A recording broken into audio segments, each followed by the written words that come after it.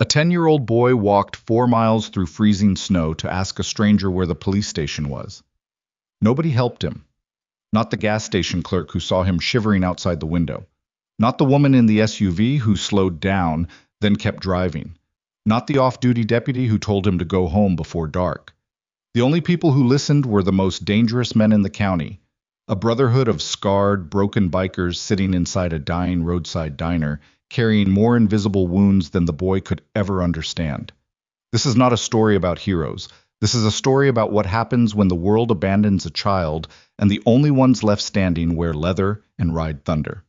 If this story hits you, and it will, smash that like button, drop a comment telling us what city you're watching from, and stay until the very last word. Because what happens at the end of this story will stay with you long after the engines go silent. The diner had no name anymore. Whatever letters once hung above the door had been stolen years ago, leaving behind only rusted bolts and the pale ghost shapes of words bleached into the aluminum siding by decades of sun and winter. Locals called it Mac's, though nobody named Mac had worked there since the Clinton administration. The county had condemned its septic system twice. The health inspector visited once a year and left shaking his head. But the coffee was strong, the parking lot was big enough for 12 Harleys lined abreast, and the old woman behind the counter, Doris, 73, cigarette always burning in a cracked ceramic ashtray beside the register, never once asked anyone to leave. That was enough. Cade Mercer sat alone at the end of the counter, leather jacket dark with melted snow, both hands wrapped around a mug he hadn't touched in 20 minutes. The coffee was cold. He didn't care. He wasn't here for coffee. I was here because the motel room he'd been renting by the week smelled like mildew and old carpet cleaner, and the walls were thin enough to hear the couple next door arguing about money every night until 2 in the morning, and sometimes a man needed to sit somewhere that wasn't slowly poisoning his mind. Outside, Route 14 stretched flat and gray beneath a sky that couldn't decide between rain and snow. The asphalt was wet. The wind carried that particular Midwest cold that didn't just bite. It settled into your bones like a squatter who had no intention of leaving. 3 Harleys sat in the parking lot, engines still ticking as they cooled, chrome catching the sick yellow pulse of the diner's one surviving neon sign. Cade was 41 years old and looked 50. Not because life had been unkind to his face, though it had, but because his eyes carried the kind of distance that aged a man from the inside out. Gray threaded through his dark hair at the temples. A scar split his left eyebrow where a bottle had caught him in a bar fight 7 years ago. His knuckles were permanently swollen, the skin across them white and tight like old leather stretched too far. He had a tattoo on his right forearm, a single word in block letters, still. People asked what it meant. He never answered. Behind him, 2 of his brothers occupied the corner booth. Roach, real name Dennis Kowalski, sat with his back to the wall because he hadn't sat with his back to a room since Fallujah. He was 56, thin as a fence post, with a beard that had gone completely white and hands that shook unless he was holding something. A wrench. A cigarette. The handlebar of his '98 Road King. The shaking had started 3 years ago. The VA said it was neurological. Roach said it was just his body finally catching up to what his mind had been doing since 2004. Beside him sat a man everyone called Dutch, though his birth certificate read Miguel Espinoza. Dutch was wide-shouldered, quiet, and had a face that looked like it had been carved out of sandstone by someone who got bored halfway through. He'd done 4 years in Leavenworth for assault, a fight he still maintained the other guy started, which was technically true, though Dutch had ended it so thoroughly that the prosecutors used the word excessive 9 times during the trial. He'd been out for 6 years now, worked part-time at an auto salvage yard, read paperback westerns in his bunk at the clubhouse, said maybe 40 words on a good day.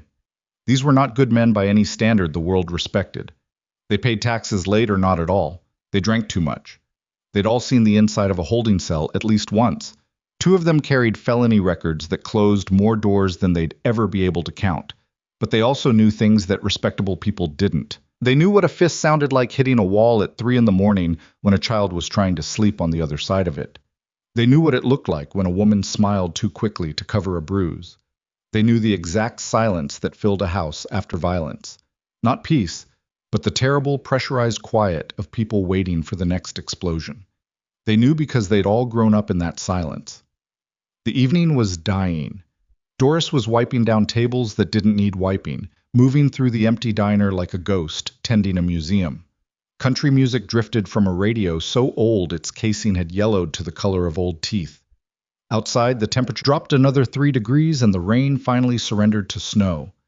Fat, wet flakes that melted the instant they touched the blacktop but stuck to everything else. That was when the door opened. No bell. The bell had fallen off the door sometime during the Bush administration, and Doris had never replaced it. Just the sound of wind rushing in, carrying snow and road grit, and the smell of frozen earth, and then the sound of the door pulling shut against the pneumatic closer that wheezed like a dying accordion. Cade didn't look up immediately. He'd trained himself out of that reflex years ago. In his world, the wrong glance at the wrong moment could start something that ended in blood. He looked at the counter first, then the reflection in the chrome napkin dispenser. Then, slowly, casually, like a man who had all the time and none of the interest, he turned his head. A boy stood just inside the door, small, maybe 10 years old, maybe younger. It was hard to tell because the kid was wearing a sweatshirt 3 sizes too big, the hood pulled up, the cuffs hanging past his fingers like he was drowning in it. His jeans were wet from the knees down. His sneakers, cheap, off-brand, the kind you'd find in a bin at a discount store, were soaked through. He stood perfectly still. That was the first thing Cade noticed. Not the size of the kid, not the wet clothes, not even the bruise that came later. It was the stillness. Children didn't stand like that. Children fidgeted, shifted weight, looked around, touched things. This boy stood the way men stood in prison yards. Weight balanced, shoulders drawn in, eyes scanning without moving his head. It was a posture designed for one purpose, to occupy as little space as possible while monitoring every potential threat in the room. Cade had spent 18 years around broken men, addicts, drifters, veterans carrying wars inside their skulls that the rest of the country had already forgotten. He'd seen every shade of damage the human body and mind could absorb and still keep walking. He recognized survival when he saw it. Doris noticed the boy before anyone spoke. She came around the counter with that particular combination of concern and practiced distance that women in small towns develop after decades of seeing things they couldn't fix. "Sweetheart, you okay? You need to use the phone?" The boy looked at her, then looked past her, at the bikers. His eyes moved from Cade to Roach to Dutch and back again. Measuring, calculating. Not with the innocent curiosity of a child, but with the cold, quiet arithmetic of someone who'd learned to assess danger before he'd learned to read. "Can you tell me where the police station is?" The words came out flat, rehearsed, like he'd been saying them inside his head for 4 miles, polishing each syllable until the fear was sanded off and only the question remained. Every man at the booth stopped moving. Roach's coffee mug froze halfway to his lips. Dutch's hand went still on the table. Cade felt something shift in the room. Not a sound, not a movement, but a change in atmospheric pressure, the way the air changes before a storm actually breaks. Doris started to answer. She was pointing toward the west end of town, already explaining the route. 2 lights, left on Birch. You'll see it on the right. When Cade spoke. "Why?" One word, quiet. Not a demand, not even really a question, more like a door being held open. The boy looked at him. The bruise was visible now, dark purple along the left side of his jaw, creeping up toward his cheekbone. Fresh. Maybe 6 hours old. The kind of bruise that comes from a closed fist hitting a face that hasn't finished growing yet. The boy didn't answer immediately. He was deciding. Cade could see it, the gears turning behind those dark, watchful eyes.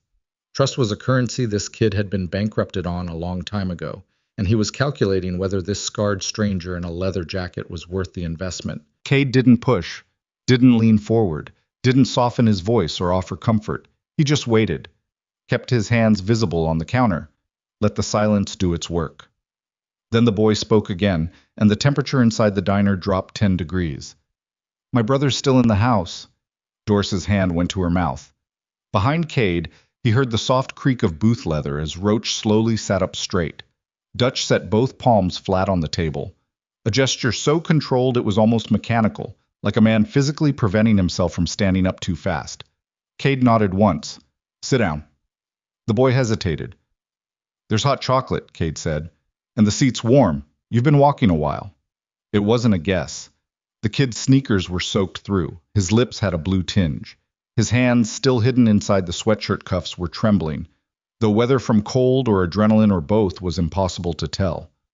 The boy sat, 3 stools down from Cade, close enough to hear, far enough to run. Cade noticed that too. Doris brought the hot chocolate without being asked. She set it down gently, the way you set something down near an animal you don't want to startle, and retreated behind the counter without a word. The mug sat there steaming while the boy stared at it like he was trying to remember the last time someone had given him something warm without wanting something back. The story came out in fragments. Not a narrative, fragments. The way trauma always emerged. Not beginning to end, but in jagged pieces, the worst parts surfacing first because those were the ones the mind couldn't hold underwater anymore. His name was Eli. His brother was Noah. Noah was 7. Their mother was Lena. The man in the house was Roy Vance. He wasn't their father. Their father had left when Noah was still in diapers. Roy had been around for 2 years. The first year was okay. The second year was not. Roy drank. That was the simple version. The complicated version was that Roy drank and became someone else. Someone whose hands moved faster than his voice, whose temper had no logic, whose rages could be triggered by a television volume, a dish left in the sink, a child's laughter at the wrong moment. He never hit their mother where people could see, never hit the boys where teachers would ask questions. He knew the geography of abuse, which parts of the body hid bruises, which rooms in the house muffled sound, which hours of the night were dark enough that no neighbor would notice. Eli spoke about this the way a mechanic described an engine, technically, precisely, without emotion. He'd learned the vocabulary of survival so thoroughly that the feelings had been compressed into something small and hard, like a stone in his chest he carried everywhere but never acknowledged. "Why didn't your mom call the police?" Roach asked from the booth. His voice was raspy. Careful. The voice of a man who already knew the answer but needed to hear it anyway. Eli looked at him. "She did. Twice." Silence. First time, they talked to Roy on the porch. He said everything was fine. Mom said everything was fine. They left. And the second time? Roy told them Mom was on medication, that she made things up. They believed him. The mug of hot chocolate still sat untouched. Steam curled upward in the diner's yellow light, disappearing into the haze of Doris's cigarette smoke.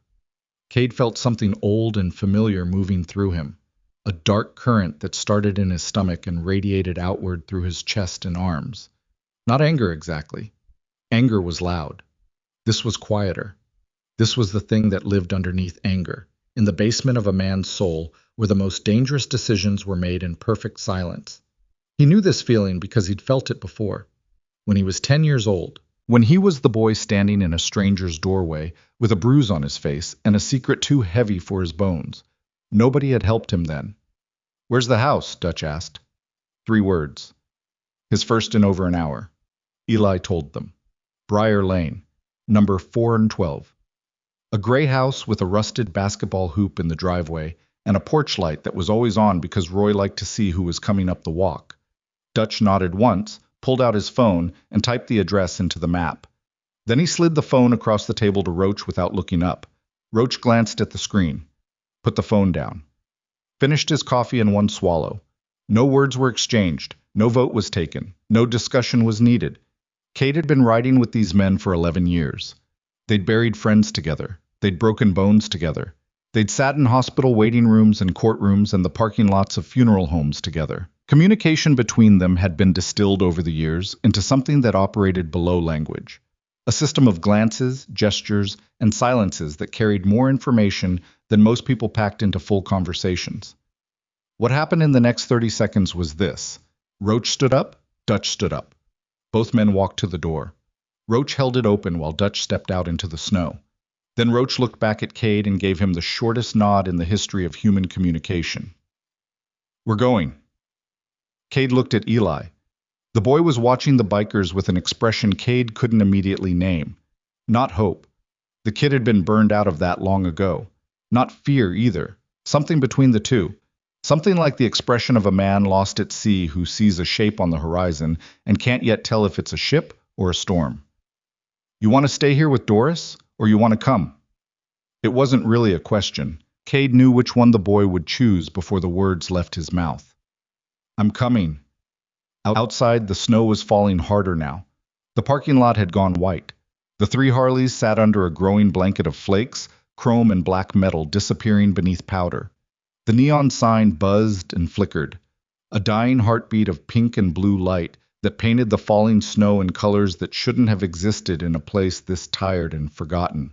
Cade zipped his jacket, pulled on his gloves, threw a leg over the Heritage Softail, and felt the cold leather of the seat bite through his jeans. The engine caught on the first kick, a deep, rumbling bass note that vibrated through his chest and rattled the diner's windows. Beside him, Roach and Dutch brought their machines to life in sequence, and for a moment the parking lot was filled with the kind of thunder that made the ground feel unsteady beneath your feet. Eli stood at the edge of the lot, snow collecting on his hood, watching. Get on, Cade said. Hold the seat rail behind you. Don't lean. Don't grab. The boy climbed on without hesitation. His weight was nothing, 60 pounds, maybe 70, and Cade felt him settle onto the pillion like a bird landing on a wire. He reached back instinctively to check that the kid was secure, and his hand found Eli's fingers gripping the very edge of the seat rail. Not Cade's jacket, not his belt, the edge of the seat. The boy had positioned himself as far from physical contact as the motorcycle physically allowed while still being on it. Cade stared straight ahead at the falling snow. He didn't trust his voice, he didn't trust his face. So he twisted the throttle and pulled out of the lot, and the cold wind hit them both like a wall of glass. They rode through town in formation, Cade at point, Roach and Dutch flanking, three black machines moving through the white streets like a funeral procession for something that hadn't died yet. The streetlights were the old sodium kind, casting everything in that sickly orange glow that made every surface look contaminated. Houses slid past on both sides, dark windows, snow-covered lawns, the occasional blue flicker of a television behind curtains. A dog barked somewhere in the distance and was swallowed by the sound of the engines. Eli didn't speak, didn't point. Cade followed the map on instinct, the route already memorized from Dutch's phone. Left on Birch, right on Elm, straight through the dead intersection where the traffic light swung on its cable like a hanged man in the wind. Then Briar Lane. The street was narrow, residential, the kind of neighborhood that looked decent enough during the day, but turned hollow at night. Porches with no furniture, driveways with cars that hadn't moved in months, windows where curtains stayed closed, not for privacy, but for concealment. Cade had grown up on a street like this. He knew the architecture of quiet desperation the way a sailor knew the smell of a coming storm. Number 412 was exactly as Eli described.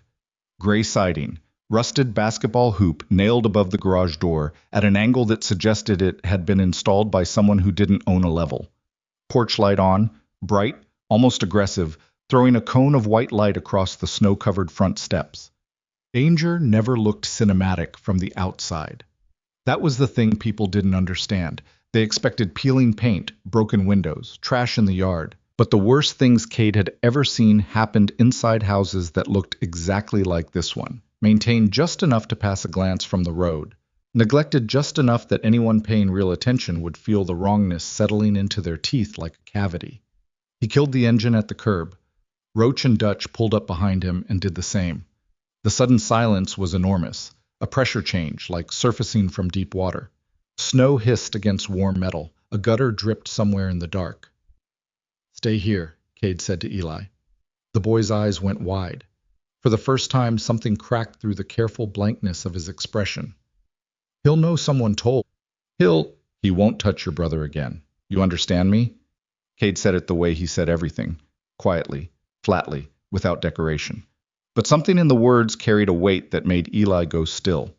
Not the stillness of fear this time, the stillness of recognition. The boy heard something in Cade's voice that he understood at a molecular level because it was the same frequency his own pain operated on. A damaged man making a promise to a damaged child, and both of them knowing the currency it was made in. Cade walked up the driveway. His boots crunched on the thin layer of fresh snow. Behind him, not beside him, not ahead of him, behind him, because they knew, Roach and Dutch fanned out toward opposite sides of the property. No signal, no communication. Muscle memory from years of moving together, reading each other's body language the way wolves read the shift of weight before a hunt begins. The porch steps creaked under Cade's weight. He stood in front of the door. The light was too bright.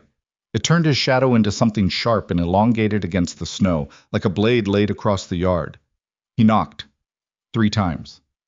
Steady. Not aggressive, not gentle. The knock of someone who expected the door to open and was prepared for whatever stood behind it.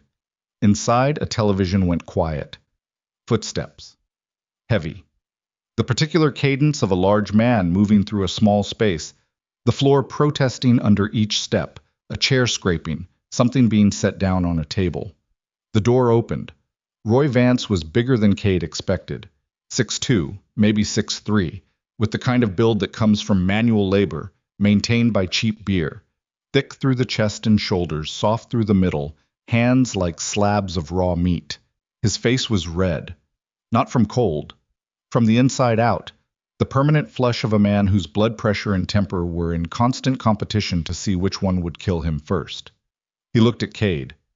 Looked past him at the motorcycles parked at the curb. Looked back. "Help you?" The voice was calm, controlled. The voice of a man who understood that the front door was a stage and the neighborhood was always watching. "Just checking on things," Cade said. Same flat tone. Same even cadence. 2 dangerous men measuring each other across a threshold while snow fell silently behind them and the porch light hummed like a live wire. Roy's eyes narrowed. "Checking on what?" "The boy." Something shifted in Roy's face. Not much. A micro-expression. The slightest tightening of the jaw. The barely perceptible dilation of the pupils. Most people wouldn't have caught it. Cade caught it the way a seismograph catches a tremor 300 miles from the epicenter. "What boy?" "My kids are in bed." "It's 7:30. "They go to bed early. School night." The lie was smooth, practiced. Roy Vance had been lying to authority figures his entire adult life. Landlords, probation officers, emergency room nurses, social workers, police.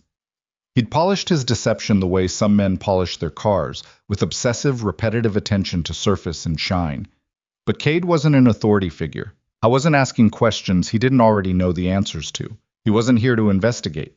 He was here to stand on this porch and look into this man's eyes and communicate, without a single explicit word, that the architecture of Roy Vance's hidden world had just been breached. "I'd like to see Noah." Roy's hand tightened on the door frame. His knuckles went white. Behind the calm mask, something was moving, something Cade recognized because he'd spent his life around men who carried violence the way other men carried wallets. It was always there, always accessible, and the moment it surfaced, you could see it in the hands first. "You don't know my kid's name. You don't know anything about my family, so I'm going to ask you to get off my porch before I—" Then Noah appeared. He came from somewhere behind Roy, a hallway, a doorway, the dark interior of a house that probably hadn't had all its lights on at the same time in months. Small, 7 years old, but he looked younger. Pale in the way children get when they spend too much time indoors under artificial light. Wearing a t-shirt too thin for the weather that leaked through the open door. He stood behind Roy the way the moon stands behind the earth. Partially eclipsed, visible only at the edges, gravity locked to a body that controlled his orbit completely. Then Roy's hand moved. Not a strike, not a push, just a touch. His hand settling onto Noah's shoulder with the casual possessiveness of a man adjusting a piece of furniture. Light, almost gentle.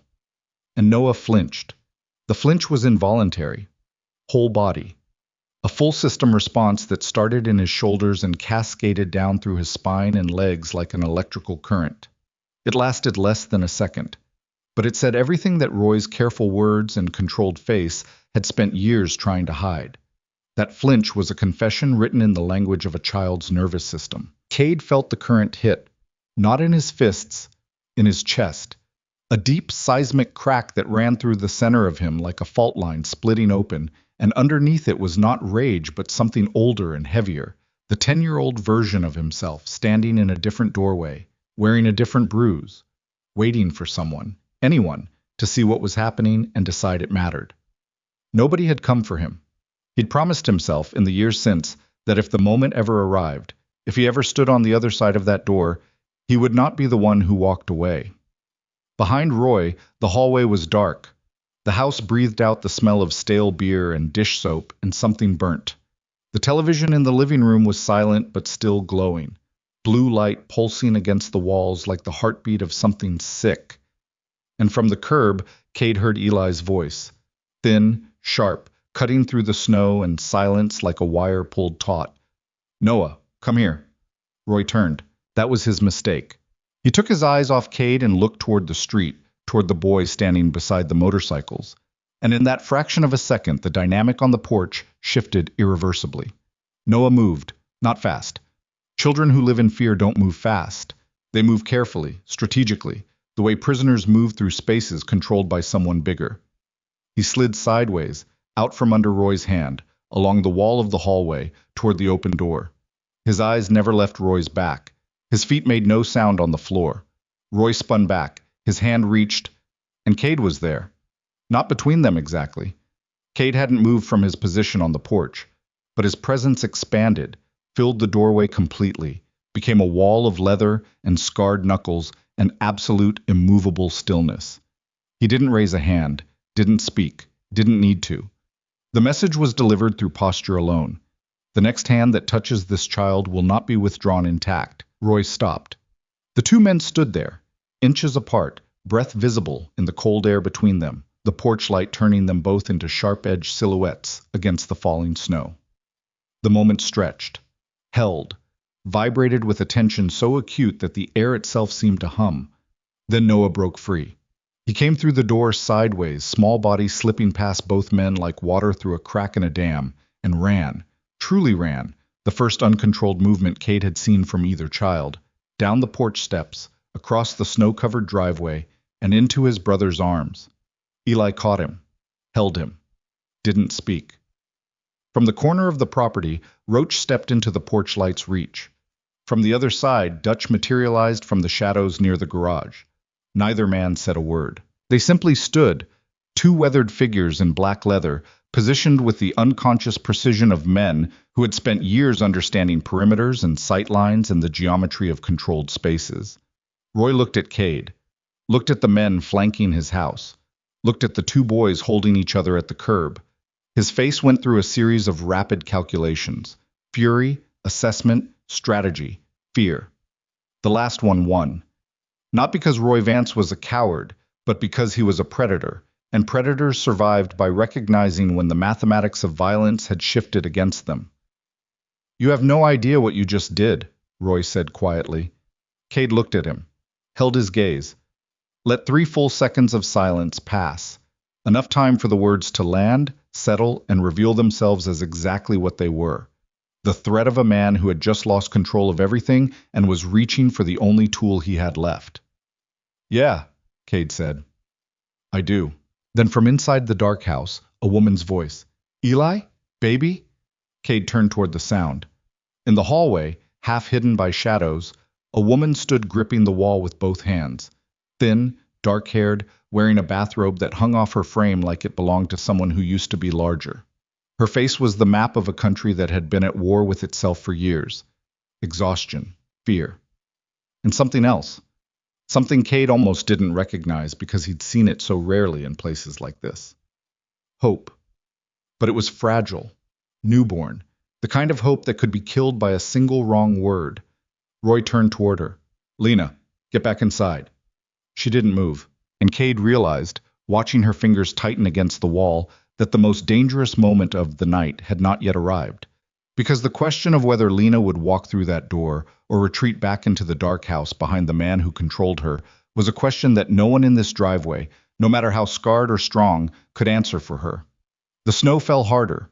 The porch light flickered once, a brief, stuttering interruption that plunged everything into darkness for half a second before snapping back. And somewhere in the distance, too far away to help but close enough to hear, the sound of a police siren cut through the frozen night like a blade. The siren died 2 blocks away. Not the gradual fade of a cruiser passing through, the abrupt, mechanical cut of someone killing the sound on purpose. The lights stayed on. Cade could see the red and blue pulse reflecting off snow-covered rooftops at the end of Briar Lane, painting the low winter clouds in sick, rhythmic color. Someone had called. Maybe a neighbor. Maybe Doris from the diner doing what Doris always did, watching, waiting, then quietly dialing the number she kept taped to the register beside the health inspector's citation and the faded photo of her dead husband. Maybe it didn't matter who called. What mattered was the cruiser rolling slowly up Briar Lane with its headlights cutting through the snowfall like surgical instruments, and Roy Vance still standing on that porch with his hand braced against the doorframe and his face cycling through expressions that had nothing to do with cooperation. Cade stepped back. One step. Deliberate. Not retreat. Clearance. The kind of space you create when you know a situation is about to acquire witnesses and you want the geometry clean. Lena, he said, not turning around, his voice pitched low enough that Roy couldn't hear it over the approaching engine. You've got about 45 seconds. She didn't answer, but he heard her breathing change, a small sharp intake that told him she understood exactly what 45 seconds meant. It meant the window between Roy's attention being divided and the officers reaching the porch. It meant the distance between the hallway where she stood and the front door was exactly 12 feet, and those 12 feet were the longest journey she would ever take. The cruiser stopped at the curb behind the Harleys. 2 officers. Cade recognized the type immediately. Small-town cops, the kind who handled domestic calls the way most people handled flat tires. Annoying. Routine. Something to get through as fast as possible so they could go back to whatever they were doing before the radio interrupted. The driver was young, late 20s, clean-shaven, gym-built, wearing his authority like a new jacket he hadn't broken in yet. His partner was older, mid-40s, heavy through the middle, with the particular weariness of a man who'd answered the same calls in the same neighborhoods for 20 years and stopped believing any of it would change. The young one approached first. His hand was on his belt, not his weapon, but close enough to communicate the suggestion. His eyes moved across the scene with the rehearsed alertness of someone who'd been trained to see threats but not yet experienced enough to see people. "Someone want to tell me what's going on here?" Roy answered before anyone else could. He came down the porch steps, casual, controlled, his body language shifting so fast it would have been impressive if it weren't nauseating. The menace evaporated. The tension in his jaw dissolved. He became, in the span of 3 seconds, a concerned homeowner in a plaid shirt, slightly confused, mildly annoyed, perfectly cooperative. "Officer, I honestly have no idea. These guys showed up on my porch about 10 minutes ago. I've never seen them before in my life. I think they've got the wrong house." Smooth, clean, delivered with the precise calibration of a man who had rehearsed this exact performance for exactly this kind of audience. Cade watched it happen and felt something cold move through his chest. Not surprise, but recognition. He'd seen this act before. Every abuser had one. The public self. The mask that fit so well that most people couldn't tell it was a mask at all. The older officer looked at the Harleys, looked at Cade, looked at the 2 boys standing at the curb, Eli still holding Noah, Noah's face buried in his brother's sweatshirt. The officer's expression didn't change, but something behind his eyes shifted, a gear turning, a file opening. "Those your kids?" he asked Roy. "My girlfriend's kids. They're fine. Probably just came outside when they heard the bikes." "In the snow? No coats?" Roy shrugged, one shoulder, casual. "Kids." Cade felt Roach move behind him. Not forward, just a shift of weight, the particular redistribution of a man who was physically preventing himself from speaking. Roach had a temper that ran cold, not hot. He didn't explode. He calculated. And right now, Cade knew Roach was calculating the exact number of ways this conversation could go wrong and finding the number unacceptable. The young officer turned to Cade. "Sir, can I see some ID?" "Sure." Cade reached into his jacket slowly, movements visible, controlled, the practiced choreography of a man who'd been asked for identification by law enforcement more times than he could count and understood that the speed of your hands determined whether the next 5 minutes were polite or violent. He produced his license, handed it over. The officer studied it, looked at the name, looked at Cade's face, looked at the scar above his eye and the tattoo on his forearm and the leather and the road grime, and made every assumption that leather and road grime invited. "Cade Mercer. You live around here?" "Passing through." "Passing through to where?" "Wherever the road goes." The young officer's jaw tightened. He didn't like that answer. It was the kind of answer that men in uniform interpreted as defiance, even when it was just the truth. You want to tell me why you're on this man's property at 8 o'clock at night in a snowstorm? Cade looked at Roy. Roy looked back. Two men locked in a silent negotiation that the officers couldn't see. A conversation conducted entirely in the space between words, where the real language lived. The boy asked for help, Cade said. What boy? Cade tilted his head toward the curb. The one with the bruise on his face. Silence. The snowfall seemed to thicken in that silence, as if the weather itself was holding its breath. The young officer looked at Eli. From this distance, under the sodium streetlight, the bruise on Eli's jaw was unmistakable, a dark bloom against pale skin that no amount of explanation could make innocent. The older officer took a step closer to the boys, squatted down. His knees cracked loud enough to hear from the porch. He looked at Noah first, then Eli. He didn't speak immediately. He just looked, the way someone looks at a photograph they've seen too many times. The composition familiar, the details exhausting. Son, can you tell me your name? Eli's voice was steady, flat, that same rehearsed quality. Eli Marsden. And this is your brother? Noah. Where's your mom? Eli pointed at the house. The older officer's gaze tracked the gesture to the front door, still open, the hallway still dark, and for a moment his face showed something that his 20 years of professional detachment couldn't quite suppress. Not shock. Confirmation. The face of a man who'd known, the second he turned onto Briar Lane, exactly what kind of call this was. He stood up, walked toward the porch. Roy was already talking, already filling the air with words designed to crowd out any space where the truth might fit. Something about the boys being dramatic, something about Eli falling off his bike last week, something about Lena's medication and her moods and how he'd been trying his best. He really had, but you know how it is with someone else's kids. I'd like to speak with the boy's mother, the older officer said. It wasn't a question, but it also wasn't, Cade noticed, a command. It was a request. Polite, deferential even. The language of a system that had been trained to ask permission at the threshold of a house where permission was never free. Roy didn't blink. She's asleep. She takes something at night, knocks her right out. I'd still like to speak with her. I can have her call the station tomorrow. Tonight would be better. The standoff lasted exactly 4 seconds. Cade counted. He counted because those 4 seconds contained a decision that would determine whether this night ended with paperwork or with something else, something the officers' training manuals described in neutral, procedural language that had nothing to do with the reality of what was happening inside that gray house. Roy smiled. The smile was the worst thing Cade had seen all night. Worse than the bruise, worse than Noah's flinch, worse than the dark hallway that exhaled the smell of stale beer and fear. It was a smile of total confidence. The smile of a man who had done this before, who had stood on this porch before, who had performed this exact routine for different officers wearing the same uniforms and watched them leave every single time. Of course, Roy said. Let me go get her. He turned and walked into the house. The door closed. Cade's entire body went rigid. Beside the garage, Dutch took one step forward.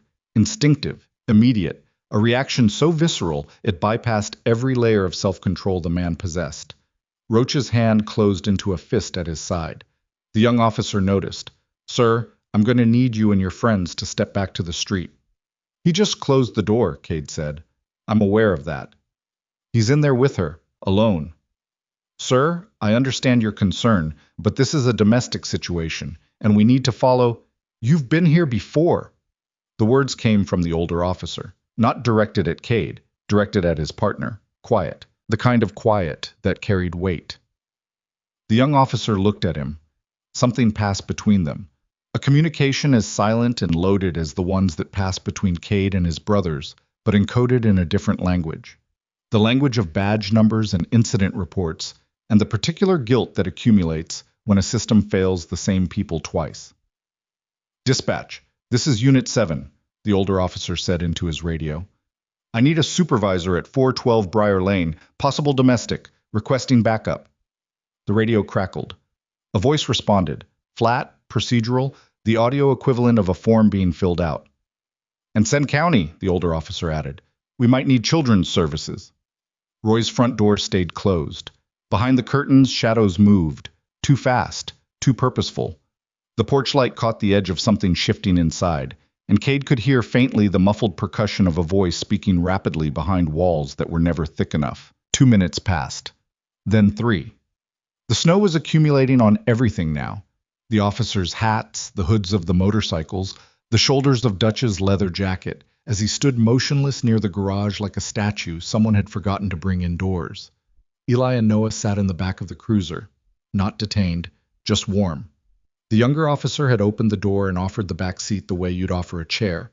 Noah had climbed in immediately. Eli had hesitated, looking at Cade first, waiting for something, a nod, a signal, permission, before following his brother. That hesitation cost Cade something he couldn't name. A kid who trusted a stranger in leather more than a cop in uniform. That wasn't a compliment.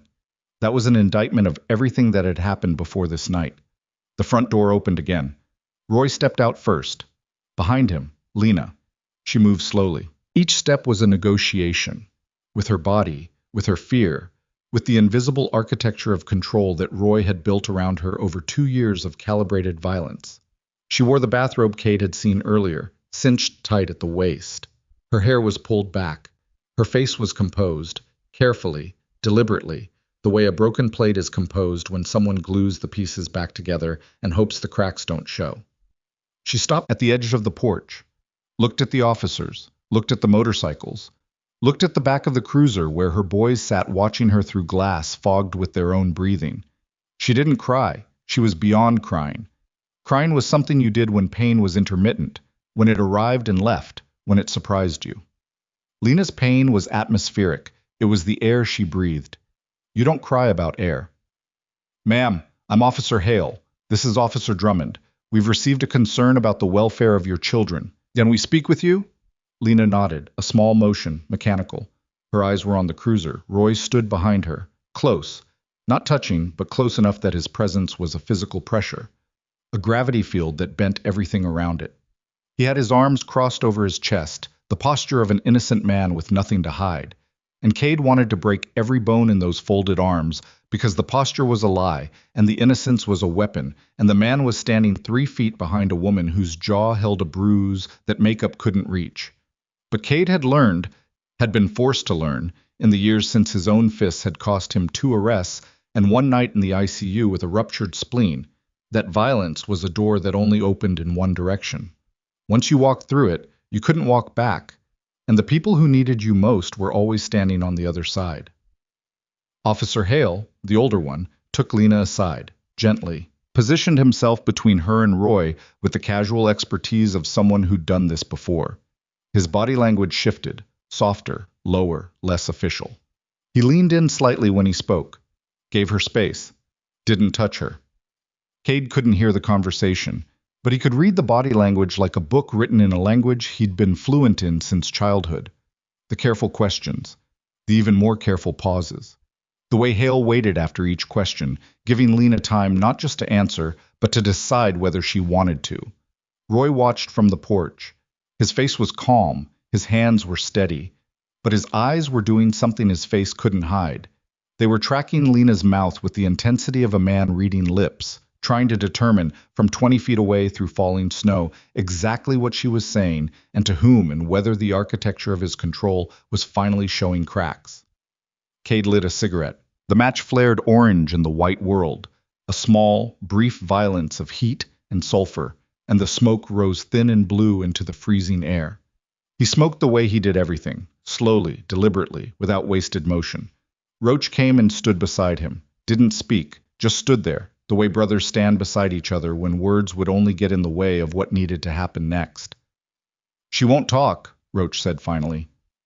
Maybe. I've seen this. 100 times. She'll cover for him. She might. Cade. Roach's voice dropped. Not anger. Something harder. Urgency. If she covers for him, those boys go back inside that house tonight. You understand that? The cops file a report. Social Services opens a case. And in 3 to 6 months, somebody with a clipboard shows up and asks Roy Vance if everything's okay, and Roy Vance smiles that smile and says, "Yes, ma'am, everything's fine," and the file gets closed. That's how this works. You know that. Cade knew. He knew because it had happened to him. Not once, 3 times. 3 case files with 3 different social workers who each wrote some version of Home Appears Stable, because Roy Vance's equivalent in Cade's childhood, a man named Gary, whose last name Cade had spent years trying to forget and never quite could, had been just as smooth, just as practiced, just as devastatingly competent at the performance of normalcy. "She'll talk," Cade had said. "How do you know?" "Because she came to the door." Roach looked at him. "He told her to stay inside. She came anyway. You don't walk through a door that your jailer told you to stay behind unless something inside you already decided." Roach considered this, smoked, said nothing. In the distance, another siren. Backup, probably, the supervisor Hale had requested. The neighborhood was waking up now, porch lights clicking on one by one down the street like a slow cascade of reluctant attention, curtains parting, faces appearing in windows, pale and anonymous, watching the tableau on Briar Lane with the detached fascination of people who would discuss it tomorrow at the gas station but wouldn't testify about it next month at the courthouse. Then it happened. Lena stopped talking to Officer Hale, stopped mid-sentence from what Cade could see, her mouth open, her hands frozen in a gesture that was reaching for something her words couldn't quite carry. She turned and looked at the cruiser, at the window where Eli's face pressed against the glass, breath fogging and clearing, like a heartbeat made visible. She looked at her son for a long time. Then she started again. And this time her hands moved differently, faster. Her voice, Cade could hear fragments now, carried on the wind in broken syllables, rose. Not louder, sharper. The voice of a woman who had just made a decision that would dismantle every survival mechanism she'd built over 2 years and leave her standing in the wreckage with nothing but the truth. Officer Hale's posture changed, subtly. A slight straightening of the spine, a hand moving to his radio. He didn't interrupt, didn't write. Just listened with the focused attention of a man who understood that what he was hearing was not a statement, but a demolition. A woman taking a sledgehammer to the prison she'd been living in, one sentence at a time. Roy saw it too. He came off the porch. 2 steps. Fast. His mask slipped. Not all the way, but enough. The calm homeowner disappeared, and underneath was something raw and cornered and dangerous. The way a dog gets dangerous when it realizes the leash has been cut. "Lena! Lena, come on, we talked about this." Officer Drummond stepped into his path. Young, gym-built, authority like a new jacket. But in that moment, the jacket fit. "Sir, I need you to stay on the porch." "That's my house. Those are, sir, the porch." Roy looked at Drummond, looked at Lena, looked at Cade, who stood 15 feet away, cigarette between his fingers, snow on his shoulders, watching everything with the patient, unblinking attention of a man who had been waiting for this exact moment without knowing he was waiting for it. Their eyes met, and Cade saw it. The precise instant when Roy Vance understood that the world he'd built was collapsing. Not because of the police, not because of the bikers, because Lena was talking, and everything Roy had constructed, every lie, every threat, every carefully maintained silence, depended on Lena never, ever talking. Roy's right hand closed into a fist, not an unconscious gesture, a decision. Cade saw it travel through the man's body the way a current travels through a wire, from the brain, through the shoulder, through the arm, into the hand, each joint tightening in sequence, the physics of intent made flesh. Drummond saw it too. His hand moved to his belt. "Sir." A second cruiser turned onto Briar Lane. Behind it, an unmarked sedan, Children's Services, or whatever the county called it. The cavalry, arriving in bureaucratic formation, paperwork already generating in the back seats. Roy let his hand open. Slowly. Finger by finger. Like releasing something he'd been holding for so long his tendons had forgotten the shape of an open palm. He sat down on the porch steps, put his head in his hands, and became very, very still. It was not the stillness of surrender. Cade recognized the difference. Surrender was a collapse inward, the body giving up, going soft, accepting. This was the stillness of recalculation. Roy Vance was sitting on his porch in the falling snow, surrounded by police cars and bikers, and the sound of his girlfriend's voice finally saying all the things she'd been forbidden to say. And he was thinking, planning, restructuring. Men like Roy didn't stop. They adapted. Cade dropped his cigarette into the snow. It hissed.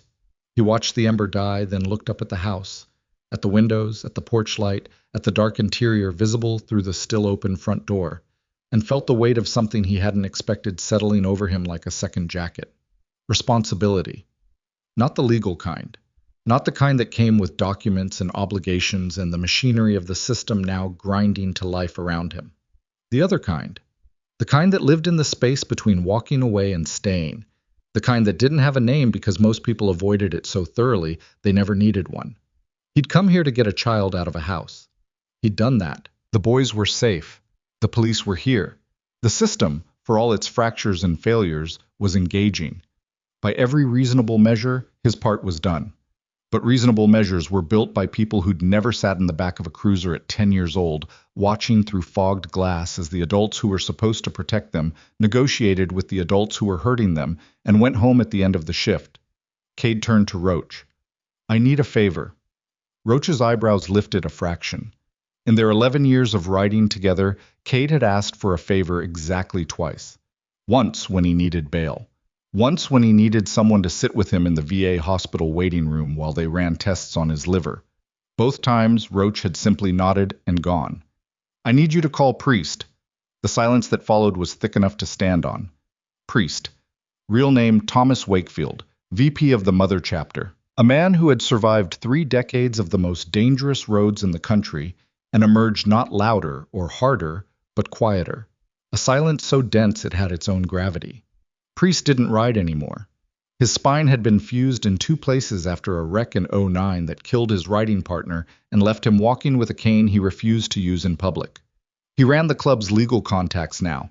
Not a lawyer himself, but a man who had accumulated, over 30 years, a network of attorneys, social workers, and county officials who owed him favors for reasons nobody discussed. Calling Priest meant escalating. It meant this was no longer a roadside rescue. It meant the club was investing resources, attention, and reputation into something that could go wrong in a dozen different ways. Roach knew all of this. He studied Cade's face for a long time, reading it the way he read a highway, scanning for hazards, calculating distances, measuring the space between where they were and where they were about to go. "You sure?" "I'm sure. Because once Priest is in, we don't back out. That's how it works. You know that." "I know." "Those aren't our kids, Cade." The words hung in the air between them. Not cruel, not dismissive, just honest. The honest assessment of a man who'd watched friends die for causes smaller than the ones they carried and bigger than the ones they chose. Roach wasn't questioning the rescue. He was questioning the commitment. There was a difference, and it was a difference measured in years, not hours. Cade looked toward the cruiser. Through the fogged window, he could see Eli's shape, small, hunched, his arms still around Noah, his face turned toward the house where his mother stood in the snow, telling officers things she'd never said aloud before. "They're somebody's kids," Cade said, "and somebody wasn't enough." Roach held his gaze for 3 more seconds. Then he pulled out his phone, turned away from the wind, and dialed. The conversation lasted less than 2 minutes. Cade couldn't hear the words, but he could hear the rhythm. Roach's voice low and clipped, then silence as Priest responded, then Roach again, then a longer silence. When Roach hung up, his face had changed. Not dramatically. A slight tightening around the mouth. The particular expression of a man who had just set something in motion that couldn't be stopped. "Priest wants to know if the kid has family." "I don't know." "He says find out, before the county does. Because if the county places those boys in emergency foster care tonight, getting them out is a 6-month legal fight we don't have the money for." Cade nodded, turned toward the officers, started walking. Halfway across the lawn, Dutch intercepted him. Stepped directly into his path, a wall of sandstone and silence that stopped Cade as effectively as a locked door. "What are you doing?" Cade looked at him. Dutch rarely asked questions. When he did, they mattered. "Going to talk to the officer." "And say what?" "That I'm involved." Dutch's face didn't move. His eyes did. A slow lateral scan that took in the cruisers, the officers, Roy sitting on the porch, Lena now weeping openly in the snow, while a woman from the unmarked sedan stood beside her with a clipboard and a face that was trying very hard to be compassionate but was mostly just cold. Dutch absorbed all of it the way a sponge absorbs water, quietly, completely, without any visible change to the surface. You know what they'll find when they run your name. It wasn't a question. It was a reminder. Cade's record wasn't long, but it was ugly.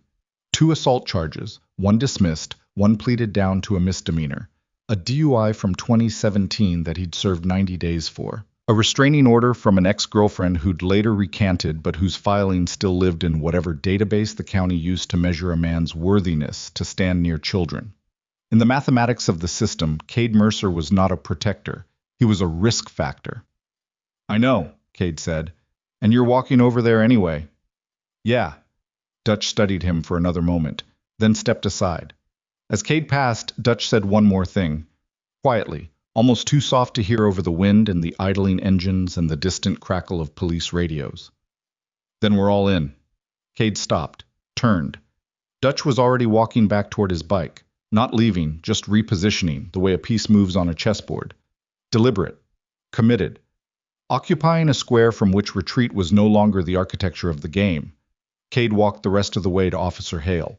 The older officer saw him coming, turned. His face carried the particular expression of a man who had been doing this job long enough to know that the most dangerous moment in any domestic call wasn't the violence. It was the aftermath. The part where everyone standing in the wreckage had to decide what shape the future was going to take. Officer, Cade said, I need to tell you something. Hale waited. The boy, Eli. He walked 4 miles in the snow to find help. He came into a diner on Route 14 and asked a room full of strangers where the police station was. He told us his brother was still in the house. He told us about Roy. I understand. No, you don't. Cade kept his voice low, steady. Not confrontational, the opposite. The voice of a man stripping away every defense he had and offering the raw thing underneath. He told us his mother called the police twice before. He said they came and left. He said Roy convinced them nothing was wrong.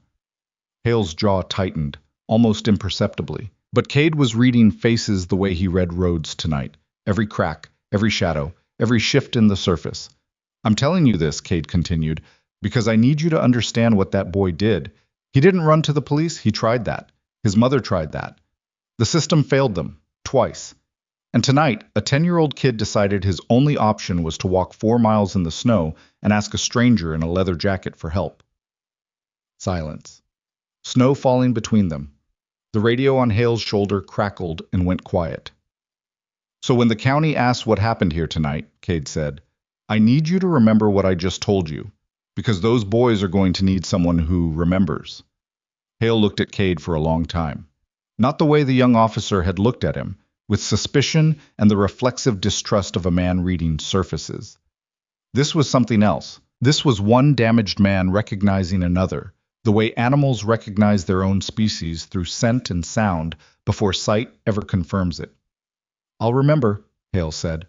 Behind them, the door of the Children's Services sedan opened. A woman stepped out with a phone pressed to her ear, speaking rapidly.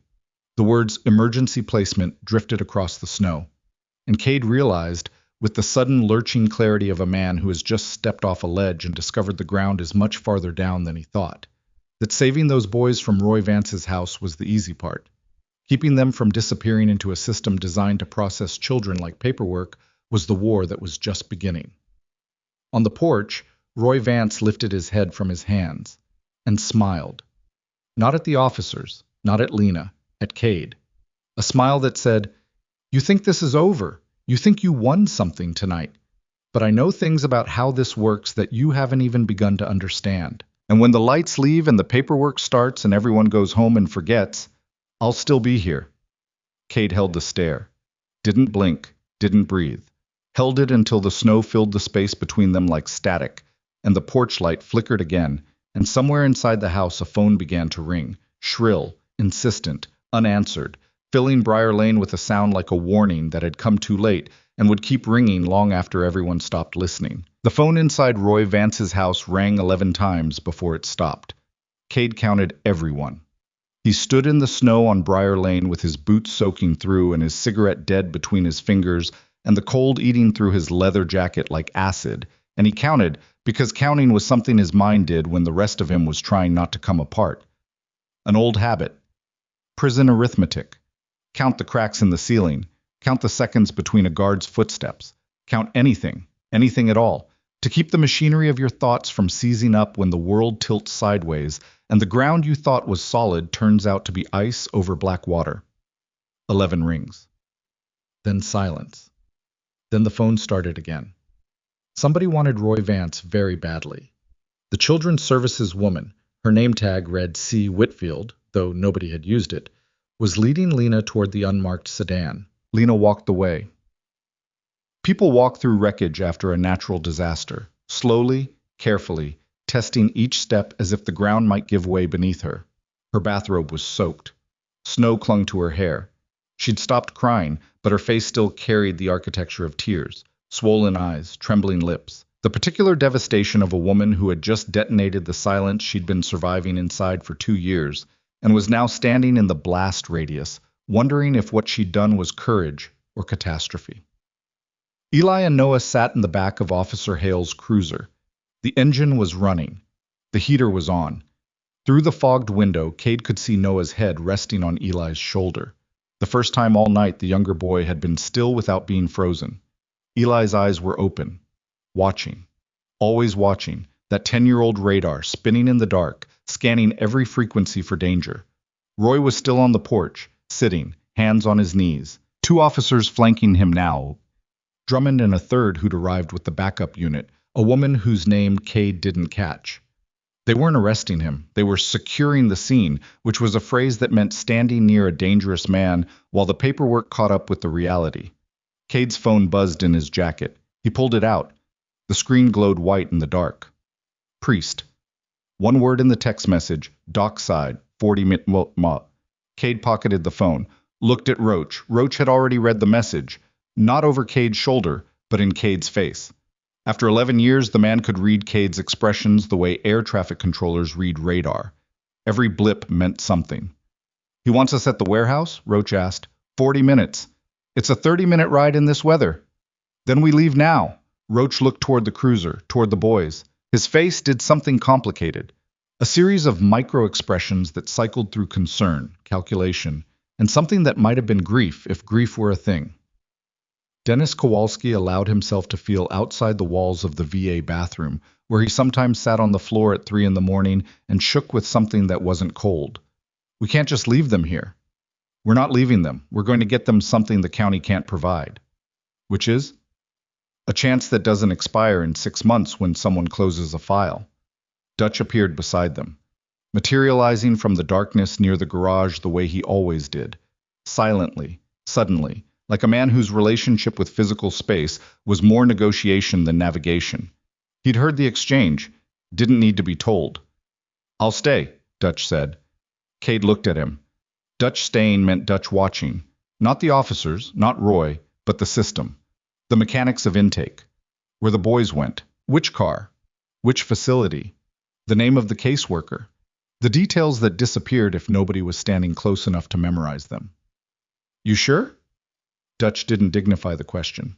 He turned, walked to his Harley, killed the engine he'd left idling, and positioned himself on the curb 10 feet from the cruiser like a gargoyle made of leather and bad intentions. Arms crossed, back straight, face unreadable. The officers noticed, didn't comment. There was something about Dutch's stillness that made asking him to move feel not just confrontational, but structurally unsafe, like asking a load-bearing wall to step aside. Cade and Roach rode out. The snow had turned to freezing rain somewhere between Briar Lane and the highway. That particular Midwest treachery where the temperature hung at the exact threshold between states of matter and the road surface became a guessing game of black ice and wet asphalt. Cade rode the way he always rode in bad weather, slower than instinct wanted, faster than caution recommended. His body making constant micro-adjustments to the bike's balance, like a man walking a tightrope over a canyon he refused to look down into. Roach rode behind, close, the single headlight of his Road King throwing Cade's shadow forward onto the wet road like a companion that arrived everywhere before he did. They didn't speak. Wind and the engine noise and the freezing rain made conversation impossible, which was fine, because the conversation happening inside Cade's skull was loud enough for both of them. Roy Vance's smile. That was the thing Cade couldn't shake. Not the violence, not the bruises, not even Noah's flinch. The smile. The absolute unbothered confidence of a man who'd watched his world crack open and responded not with panic but with patience. The smile of someone who knew something, who had a card he hadn't played, who was sitting on that porch in handcuffed distance of two police officers and smiling because the game wasn't over. It was just entering a phase he'd planned for. What did Roy Vance know that made him smile like that?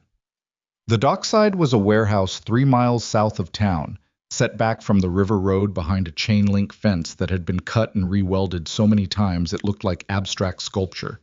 It had been a boat storage facility in the 70s, then a feed depot, then nothing.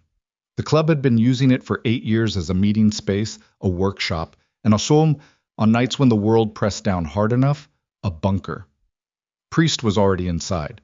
Kate saw his truck parked at the far end of the lot, a black F-250 with tinted windows and a handicap placard hanging from the mirror that Priest never used at actual handicap spaces because, as he put it, there's always somebody who needs it worse. The man had a fused spine and walked with a limp that got worse in cold weather, and he still wouldn't park in the blue zone. That was Priest, stubborn down to the molecular level. Inside, the warehouse was lit by a single bank of fluorescent tubes that cast everything in that flat, buzzing, institutional light that made every surface look slightly ill. The space smelled like motor oil, cold concrete, and the ghost of 1,000 cigarettes smoked over 8 years of meetings that ranged from routine to desperate. A long metal table sat in the center, surrounded by mismatched chairs, folding, wooden, one ancient office chair with a broken wheel that spun in circles if you sat wrong. Priest sat at the head of the table, 63 years old, gray hair pulled back in a ponytail that reached his shoulder blades. A face that looked like it had been assembled from spare parts, a nose broken twice, a jaw that sat slightly off-center, eyes that were the color of old denim and carried the particular weight of a man who had buried more friends than most people ever made. He wore a flannel shirt under his cut. No leather tonight. The cold was in his spine and leather made it worse. His cane, the one he refused to use in public, leaned against the table beside his hand. A thermos of coffee sat in front of him, steam curling upward into the fluorescent light. He didn't look up when Cade and Roach entered. He was reading something on his phone, his face illuminated from below by the screen's pale glow, and the shadows it cast turned his features into a topography of angles and recessions that made him look ancient. Cade sat down across from him. Roach took the chair to Cade's left. For a moment, the only sound was the rain hitting the metal roof, a constant, shimmering percussion, like static from a broken radio turned up too loud. "Tell me about the boy," Priest said without looking up. Cade told him. All of it. The diner, the bruise, Eli's 4-mile walk through the snow, Noah's flinch, Roy Vance's practiced calm, and the house on Briar Lane, and the officers who came, and the mother who finally spoke, and the system that was now grinding its gears around 2 children who had already been ground down enough. Priest listened the way Priest always listened, completely, absorptively, without interruption or visible reaction. His face didn't move. His eyes stayed on his phone screen. Only his thumb moved, scrolling slowly through whatever he was reading. When Cade finished, the silence lasted long enough for the rain to intensify, hammering the roof in a sudden crescendo that made the fluorescent lights flicker. "Roy Vance," Priest said. "Yeah, Roy Allen Vance, 44, born in Mill Haven, former employee of Data Point Logistics, 2 DUIs, 1 domestic complaint, filed and withdrawn, currently unemployed." Cade stared at him. "You already looked him up." Priest set the phone down, turned it face up on the table so Cade and Roach could see the screen. On it was a county record search, the kind of deep pull database that wasn't publicly accessible without either a law enforcement login or a friend who had one and owed you a favor. "I looked him up the minute Roach called. Because you don't call me about a bar fight or a busted taillight. You call me when something's wrong in a way that doesn't have a simple fix. So I started pulling threads." He paused, picked up his thermos, took a slow sip of coffee, set it down. The deliberateness of his movements was almost ceremonial. The pace of a man who understood that speed was the enemy of comprehension and that the next words out of his mouth were going to change the shape of the room. Roy Vance doesn't exist. The rain kept hammering. The fluorescents kept buzzing. But inside the warehouse, something shifted. A tectonic realignment. like the first crack in a dam that's been holding back pressure for years. What do you mean he doesn't exist? Roach said. I mean, the name is real. The social security number is real. The driver's license is real. But the person attached to them is a construction. Roy Allen Vance was born in Millhaven in 1982, attended Millhaven High School, worked at Data Point for 6 years. All verifiable, all documented, and all of it was generated. Priest slid the phone across the table. Cade picked it up, stared at the screen. The records were there, clean, organized, bureaucratically impeccable. Employment history, tax filings, a lease agreement from 2019. Everything a person needed to prove they were a person, arranged with the meticulous precision of someone who understood that identity was not something you were born with, but something you built, brick by brick, document by document, until the architecture was indistinguishable from the real thing. Generated by who? That's the question, isn't it? Priest leaned back. His chair creaked. The cane beside him shifted, tapping against the table leg with a sound that was too quiet for the weight of what he was saying. I made 3 calls after Roach hung up. 1 to a bail bondsman in Crestline who owes me for his daughter's custody case. 1 to a court clerk in the county seat who's been feeding me public records for 4 years. And 1 to a retired marshal I used to ride with in the 90s who now works private investigations out of a trailer in Henderson. Each name was delivered without elaboration. Priest's network was vast, deeply personal, and operated on a currency of favors that had been accumulating for 30 years. He didn't explain it. He didn't need to. The fact that 3 people had answered phones at 10 o'clock on a winter night and provided sensitive information within an hour told you everything you needed to know about the kind of debts Thomas Wakefield collected. The marshal ran the social through a federal skip trace database. The number was issued in 1982, which checks out. But it was flagged in 2014 as part of a bulk identity investigation in Crestline County. 14 social security numbers, all issued legitimately to real people, were being used by individuals who were not those people. Cade's stomach went cold. Not the cold of the weather outside. The cold that starts in the center of your body and radiates outward when your brain processes information faster than your emotions can follow. A full system temperature drop that leaves you functionally numb while the gears spin. Identity theft. Deeper than that. Priest took another sip of coffee. His eyes were steady. The investigation was sealed. 14 identities, all in the same county, all tied to a single network. The charges ranged from fraud to child endangerment. The last 2 words landed on the table like a body dropping from a height. Child endangerment. Roach stood up. The chair scraped against the concrete with a sound like a scream cut short. He didn't pace, or Roach never paced, but he moved to the wall, put both palms flat against the cold cinder block, and stood there, breathing, his back to the room, the tendons in his neck standing out like cables under tension. What network? Cade asked. His voice was level. The rest of him was not. The investigation was sealed, Priest repeated. My contact couldn't access the full file, but he pulled the case summary. 14 false identities, all male, all living in different locations across 3 counties, all in households with children under 12. The warehouse was silent except for the rain and the fluorescence and the sound of Roach's breathing against the wall.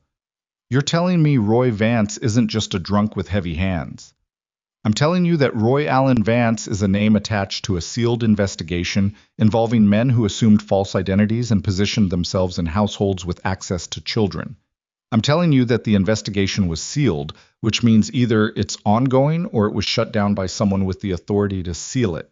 And I'm telling you that the man currently sitting on a porch on Briar Lane smiling at police officers is not the person his documents say he is.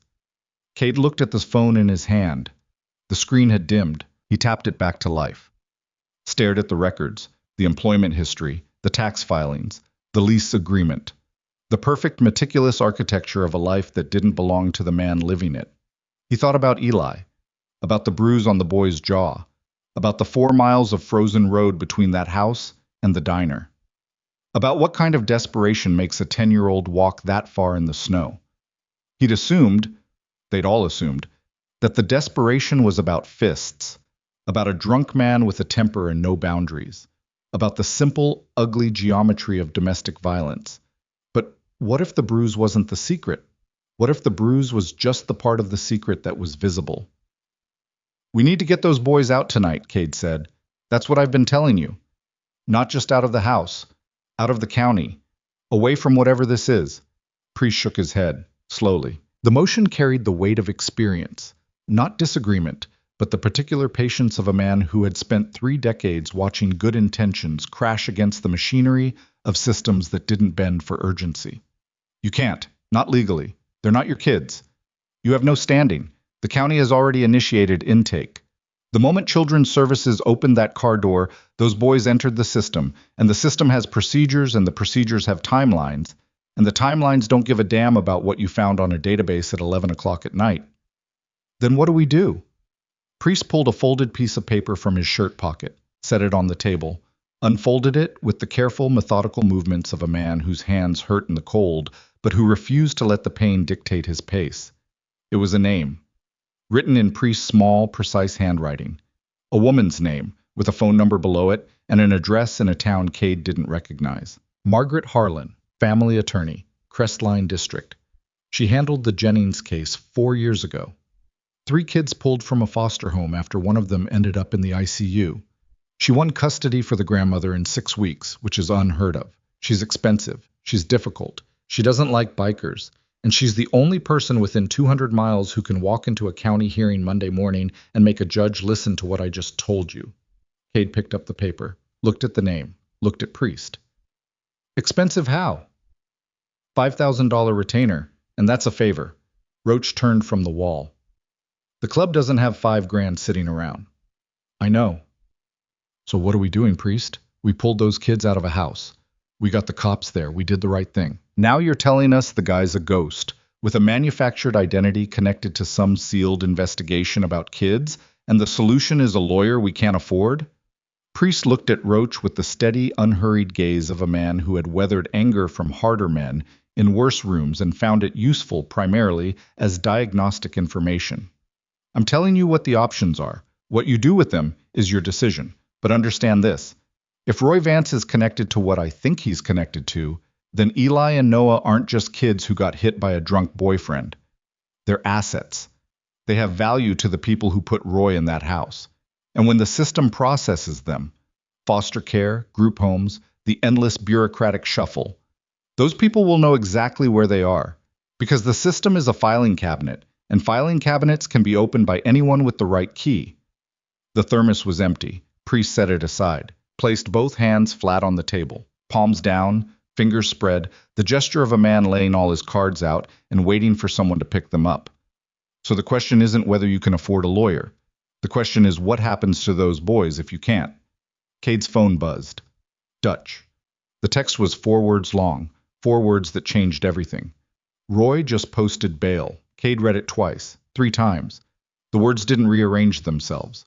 They sat on the screen, blunt and final, glowing in the dim light of the warehouse like an exit sign above a door that opened onto nothing.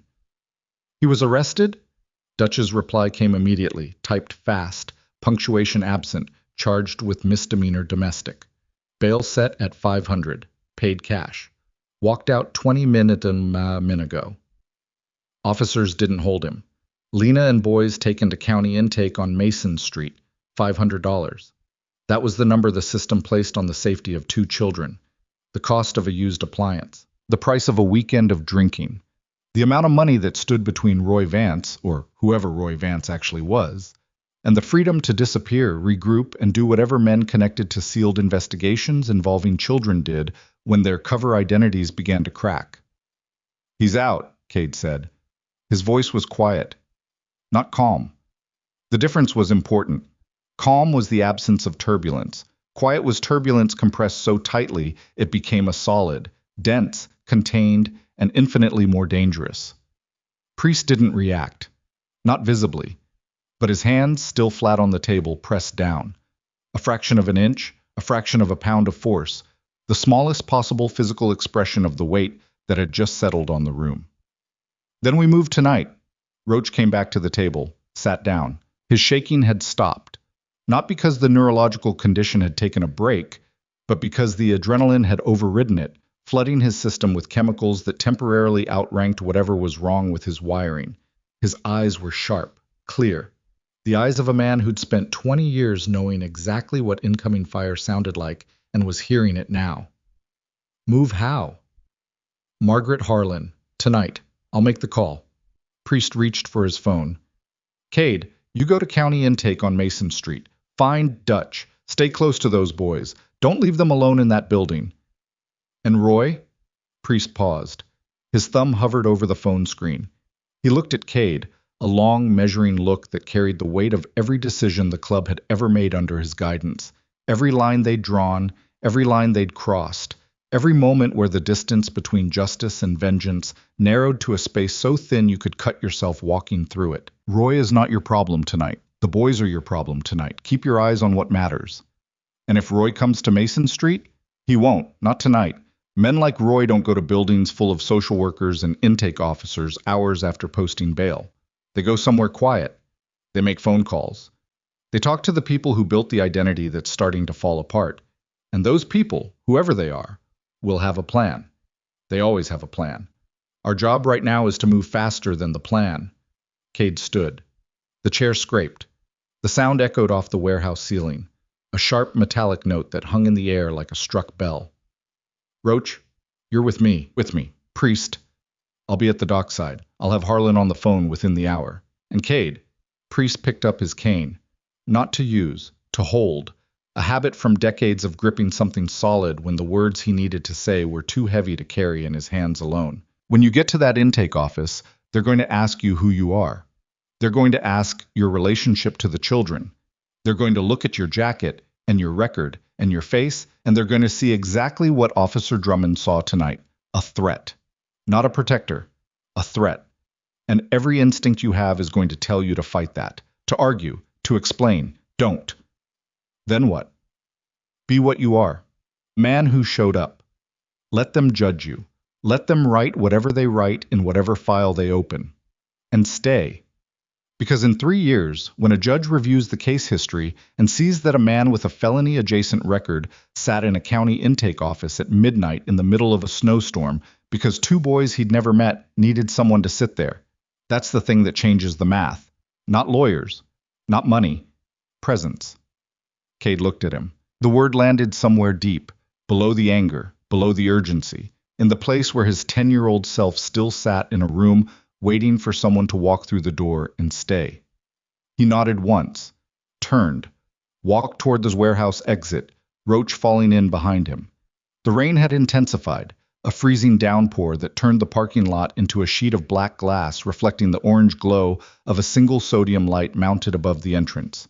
His phone buzzed again. Dutch. This time the message was longer, typed in the particular staccato that Dutch used when his hands were shaking, not from his usual silence, but from something else. Something that made a man who said 40 words on a good day suddenly need to say more. Cade. Something wrong. Lena talking to intake worker. Says Roy isn't the only one. Says there was a man before Roy. Same pattern. Showed up. Moved in. Controlled everything. Left after 18 months. Then Roy came. She says someone sent them. Both of them. She says someone is placing these men in homes with kids on purpose. Cade stopped in the doorway. The rain hit his face. He didn't feel it. He read the message again, each word landing like a hammer blow on the inside of his skull. Not one man. A pattern. A system. Men placed in homes with children the way pieces were placed on a board. Deliberately, strategically, by someone who understood that vulnerable mothers with limited options and no support systems were not victims, but infrastructure. The phone buzzed one more time. Lena says there are other houses, other kids. She doesn't know how many. But she heard Roy on the phone. Names, addresses, a list. Cade turned to look at Roach. Roach had read the screen over his shoulder. His face was the color of the concrete beneath their feet. His shaking hands had gone perfectly still, the stillness of a sniper's hands before a shot. The body overriding every malfunction in the system, because the moment demanded nothing less than absolute mechanical precision. This isn't a rescue anymore, Roach said. No. This is something else. Yeah. How much else? Cade looked out at the rain, at the Harleys sitting in the parking lot under sheets of freezing water, at the road beyond the fence that led back to town, back to Mason Street, back to a county intake office, where a woman he'd met 2 hours ago was unraveling a conspiracy that went deeper than any of them had imagined when a boy walked into a diner and asked where the police station was. Enough, Cade said. That we're not the biggest danger on that street anymore. He threw his leg over the softail, kicked the engine to life. The sound filled the parking lot, deep, rolling, furious, a sound that had no patience left in it. And as he pulled out onto the frozen road with Roach behind him, and the rain turning to sleet, and the night closing in like a fist, Cade realized that the promise he'd made on that porch, the promise that Roy Vance would never touch those boys again, was no longer a promise about one man. It was a promise about a machine, a network, a system within the system, built on false names and manufactured lives and children who existed in filing cabinets that the wrong people knew how to open. And somewhere in the dark behind him, a phone was ringing in an empty house on Briar Lane. Roy Vance, whoever he was, had already answered it. Mason Street smelled like floor wax and exhaustion. The county intake office occupied the ground floor of a building that had been a hardware store in the 80s, a tax preparation office in the 90s, and was now the kind of municipal facility that existed because someone had to put it somewhere and nobody wanted it near anything that mattered. Fluorescent lights, drop ceiling tiles stained brown from a leak nobody had fixed, plastic chairs bolted to the wall in rows of 6, the kind designed not for comfort but for endurance, seats that assumed you'd be waiting a long time and didn't care if your back agreed. Cade walked in at 11:47, Roach behind him, both soaked, both trailing water across the linoleum in dark, spreading patterns that the night janitor would mop up later without knowing or caring whose boots had left them. Dutch was already there. He sat in the last plastic chair against the far wall, arms crossed, face arranged in that particular expression of monumental stillness that made him look less like a man waiting and more like a geological formation that happened to be wearing a leather jacket. His eyes moved when Cade entered. A lateral sweep that took in the room, confirmed the relevant data, and returned to their default position, fixed on the hallway door through which Lena and the boys had disappeared 40 minutes ago. "Where are they?" Cade asked. "Back room, separate interviews. Lena's with a caseworker. Boys are with someone else. Haven't seen them since they went through." "Roy?" "Nothing. No sign. No vehicle. I've been watching the parking lot." Cade sat down. The plastic chair groaned under his weight. He leaned forward, elbows on knees, and stared at the floor between his boots. A strip of gray linoleum so worn the pattern had been erased by years of shuffling feet, leaving behind a surface that looked like skin after a burn. Smooth, featureless, stripped of everything that once gave it texture. His phone buzzed. "Priest. Harlan is in. Retainer handled. She'll be at County Courthouse, 8 a.m. Monday." "But Cade, she needs Lena's cooperation. Without the mother on record, there's no standing. Get Lena to agree before the county assigns a public advocate. Once that happens, we lose control of the timeline." Cade read it twice. Pocketed the phone. The retainer was handled, which meant Priest had paid it himself, out of whatever savings a 63-year-old man with a fused spine and no pension had managed to accumulate over 3 decades of living on the margins of a country that didn't build safety nets for men like him. $5,000. The cost of a used motorcycle. The cost of 6 months of groceries. The cost of Priest's quiet, stubborn belief that some things were worth going broke for. Roach sat down beside Cade, pulled a cigarette from his jacket pocket, looked at the no smoking sign on the wall, and put the cigarette behind his ear with the resigned patience of a man who'd been denied small comfort so many times the denial itself had become a comfort, familiar, predictable, something to push against when everything else was chaos. "What's the play?" Roach asked. "We wait for Lena. When she comes out, I talk to her." "And say what?" "Hi, we're the bikers from your yard. We have a lawyer. Also, your boyfriend is a manufactured identity connected to a child exploitation network. Sign here." Cade looked at him. Roach's sarcasm was diagnostic. A pressure valve he opened when the internal readings got too high. The worse the situation, the sharper the humor. Tonight, the humor had edges that could draw blood. "I'll figure it out when I see her face. That's not a plan. It's what I've got." They waited. Minutes passed with the thick, syrupy slowness of institutional time, the particular quality of duration that exists only in hospitals, courtrooms, and government offices, where clocks seemed to move through a denser medium than the rest of the world. The building creaked around them. The heating system cycled, a low rhythmic groan from somewhere in the walls, like the building itself was breathing. At 12:22, the hallway door opened. A woman emerged. Not Lena. A caseworker. Mid-40s, wire-rimmed glasses, hair pulled back tight enough to suggest that control was not just a professional preference, but a survival strategy. She carried a manila folder in one hand and a phone in the other, and her face wore the expression of someone who had seen the inside of too many files that contained too many of the same words.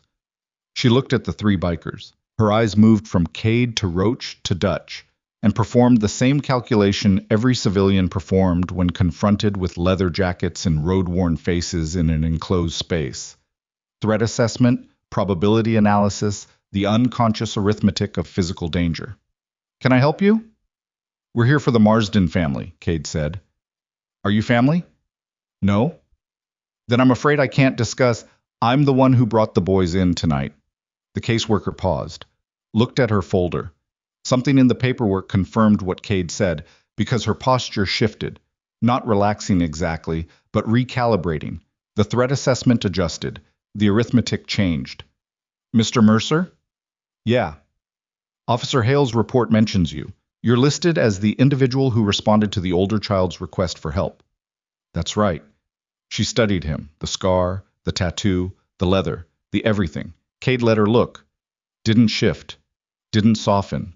Didn't perform anything. He sat in that plastic chair with his wet jacket dripping on the floor and let this woman see exactly what he was.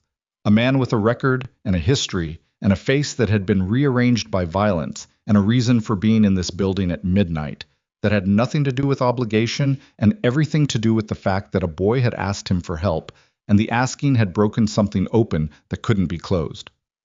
"The children are being processed for emergency placement," the caseworker said. "Their mother is cooperating. A temporary foster arrangement will be identified by morning." "What about their safety?" "Excuse me?" "Roy Vance posted bail 2 hours ago. He's out, and I have reason to believe he's not who his documents say he is." The caseworker's expression didn't change, but her hand tightened on the manila folder, a micro contraction of the fingers that crumpled the edge of the cardboard by a fraction of an inch. She knew something, or suspected something. The reaction was too controlled to be surprise and too physical to be indifference. "Mr. Mercer, I appreciate your concern, but the safety assessment is being handled by our office in coordination with law enforcement. If you have information about Mr. Vance, I'd encourage you to contact the Sheriff's Department directly." Bureaucratic deflection. Cade recognized it the way a mechanic recognized a specific engine knock, immediately, instinctively, with the certainty that comes from having heard the same sound in 100 different machines. "I'm not going to the Sheriff's Department. I'm talking to you, because you're the person who decides where those boys sleep tonight. And I need you to understand that the man they've been living with is operating under a false identity connected to a sealed investigation involving children." Silence. The heating system groaned.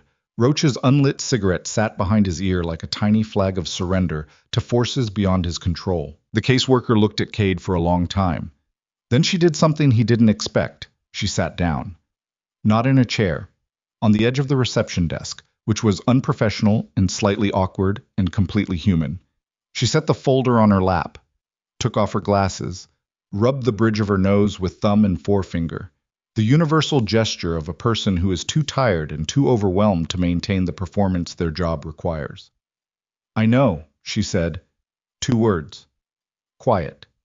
Stripped of everything institutional. "Lena told me about the phone calls, about the man before Roy, about the pattern." She put her glasses back on. "I've been doing this for 16 years, Mr. Mercer. I've seen things in this office that I can't talk about because they live in sealed files and confidentiality agreements, and the kind of legal architecture that exists specifically to prevent people like me from saying what I know to people like you." She paused, looked at the hallway door behind her, as if verifying that no one was listening. "But I will tell you this.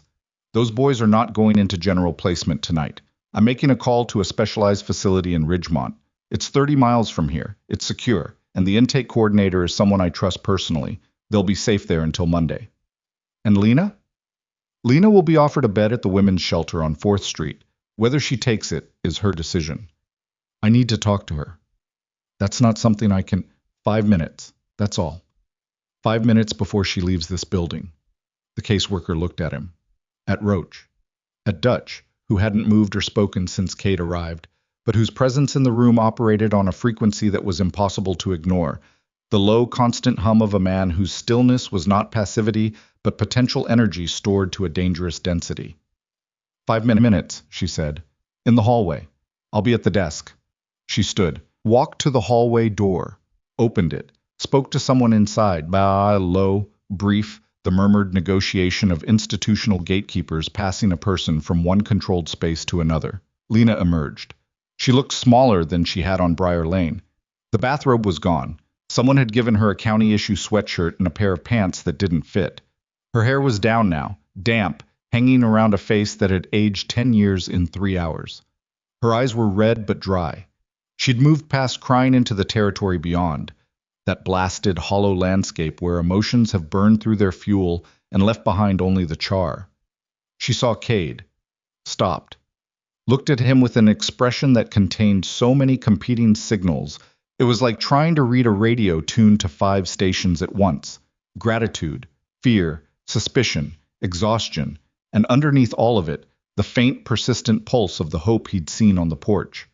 Damaged but alive. Flickering but not extinguished. Eli told me what you did, she said.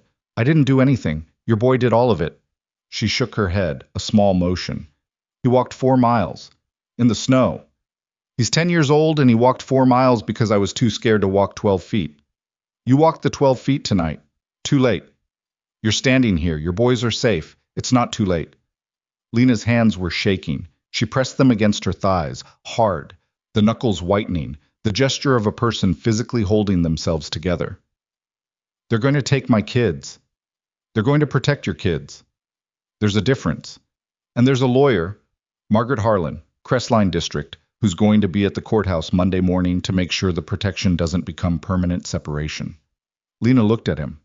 The name meant nothing to her. The legal framework meant nothing to her. What mattered, what Cade could see mattering in the way her eyes focused and her breathing changed, was that someone was talking about Monday, about a future, about a sequence of events that extended beyond the next 3 hours and implied that the world hadn't ended, that the wreckage she'd created tonight by opening her mouth was not the final landscape, but the clearing of ground for something else. Why are you doing this? She asked. You don't know me. You don't know my kids. Cade looked at her. The answer to her question was buried in 31 years of scar tissue. In a childhood he'd never told anyone about completely, in rooms he'd sat in that looked exactly like this one, in the sound of his own voice at 10 years old asking a stranger for help and receiving silence in return. Because somebody should have done it for me, he said, and nobody did. Lena's face broke, not dramatically. A hairline fracture that ran from her eyes to her mouth and let something out that she'd been holding back since the first officer asked her to tell the truth. Not tears. Something rawer. The sound a person makes when they realize they are not alone in the specific way they've been alone, that the stranger standing in front of them carries the same wound in a different body and recognizes it the way you recognize your own handwriting. Lena, I need you to listen to me. Roy is not who he says he is. The name, the history, the social security number, it's manufactured. He's connected to something bigger, something involving other homes, other children. You told the caseworker about the man before Roy, about the phone calls, about the pattern. She nodded, barely. That information is the most important thing you've said tonight. More important than the bruises. More important than anything Roy did to you or your boys. Because if what you described is real, if someone is placing these men in homes with children on purpose, then Eli and Noah aren't the only ones at risk. Lena's hands stopped shaking. Something changed behind her eyes. A shift from victim to witness, from the woman things happened to into the woman who had seen things happen. It was subtle, molecular. But Cade had spent his life reading the moment when a person's relationship to their own pain shifted from passive to active, and he was watching it happen now in a county hallway at midnight under fluorescent lights that made everything look sick except the truth, which looked exactly like it always looked, ugly and necessary and impossible to ignore once you'd seen it. There was a phone, Lena said. Roy had a phone he kept in the garage. Not his regular phone. A different one. Black. No case. He charged it out there, and he only used it when I was supposed to be asleep. But I heard him. Through the wall. Talking to someone. Names. Addresses. He'd say a name and then an address, and then a number. I thought it was about work. Some kind of delivery schedule. I didn't... Her voice caught. You didn't know. I should have known. You couldn't have. I heard him say Eli's name once. On that phone. To someone else. My son's name in someone else's conversation, and I told myself I misheard. I told myself it was nothing, because if it wasn't nothing, then everything was worse than I could survive. Cade let the silence hold. Didn't fill it. Silence, he'd learned, was where the truth finished assembling itself in a person's mouth before it came out. The phone is still in the garage, Lena whispered, behind the water heater, in a metal box. He doesn't know I know. Cade's pulse didn't change. His expression didn't change. But inside his chest, something locked into place. The final tumbler in a combination he'd been turning since Eli walked into that diner. The phone. Names. Addresses. A network. Evidence that existed not in sealed files or federal databases, but in a metal box behind a water heater in the garage of a gray house on Briar Lane. Evidence that Roy Vance didn't know was compromised. Lena, I need you to do something. I need you to tell Margaret Harlan everything you just told me. Monday morning. Every detail. The phone calls. The man before Roy. The pattern. All of it. Can you do that? Yes. And I need you to accept the bed at the shelter tonight. Stay there. Don't go back to the house. Don't contact Roy. Don't answer calls from numbers you don't recognize. What are you going to do? The question hung in the hallway like smoke. Cade looked at her. At the county issue sweatshirt and the ill-fitting pants and the face that carried 2 years of damage and 1 night of demolition and the first fragile minutes of something that might, if nothing went wrong, become reconstruction. I'm going to make sure the phone is still there when the people who need it come looking. He didn't say which people. He didn't say when. Because the truth was that Cade didn't know yet. Didn't know if the phone should go to the sheriff's department, to Margaret Harlan, to Priest's retired marshal contact, or to someone else entirely. What he knew was that a piece of evidence existed that connected Roy Vance to a network, and that Roy Vance, currently free, currently aware that his world was unraveling, currently in possession of whatever resources and contacts his manufactured identity provided, would be thinking about that phone too. It was a race now. A race measured not in miles, but in hours. And the starting gun had already fired. Cade walked back to the waiting room. Roach stood up the moment he appeared. Dutch uncrossed his arms. The first voluntary movement he'd made in an hour.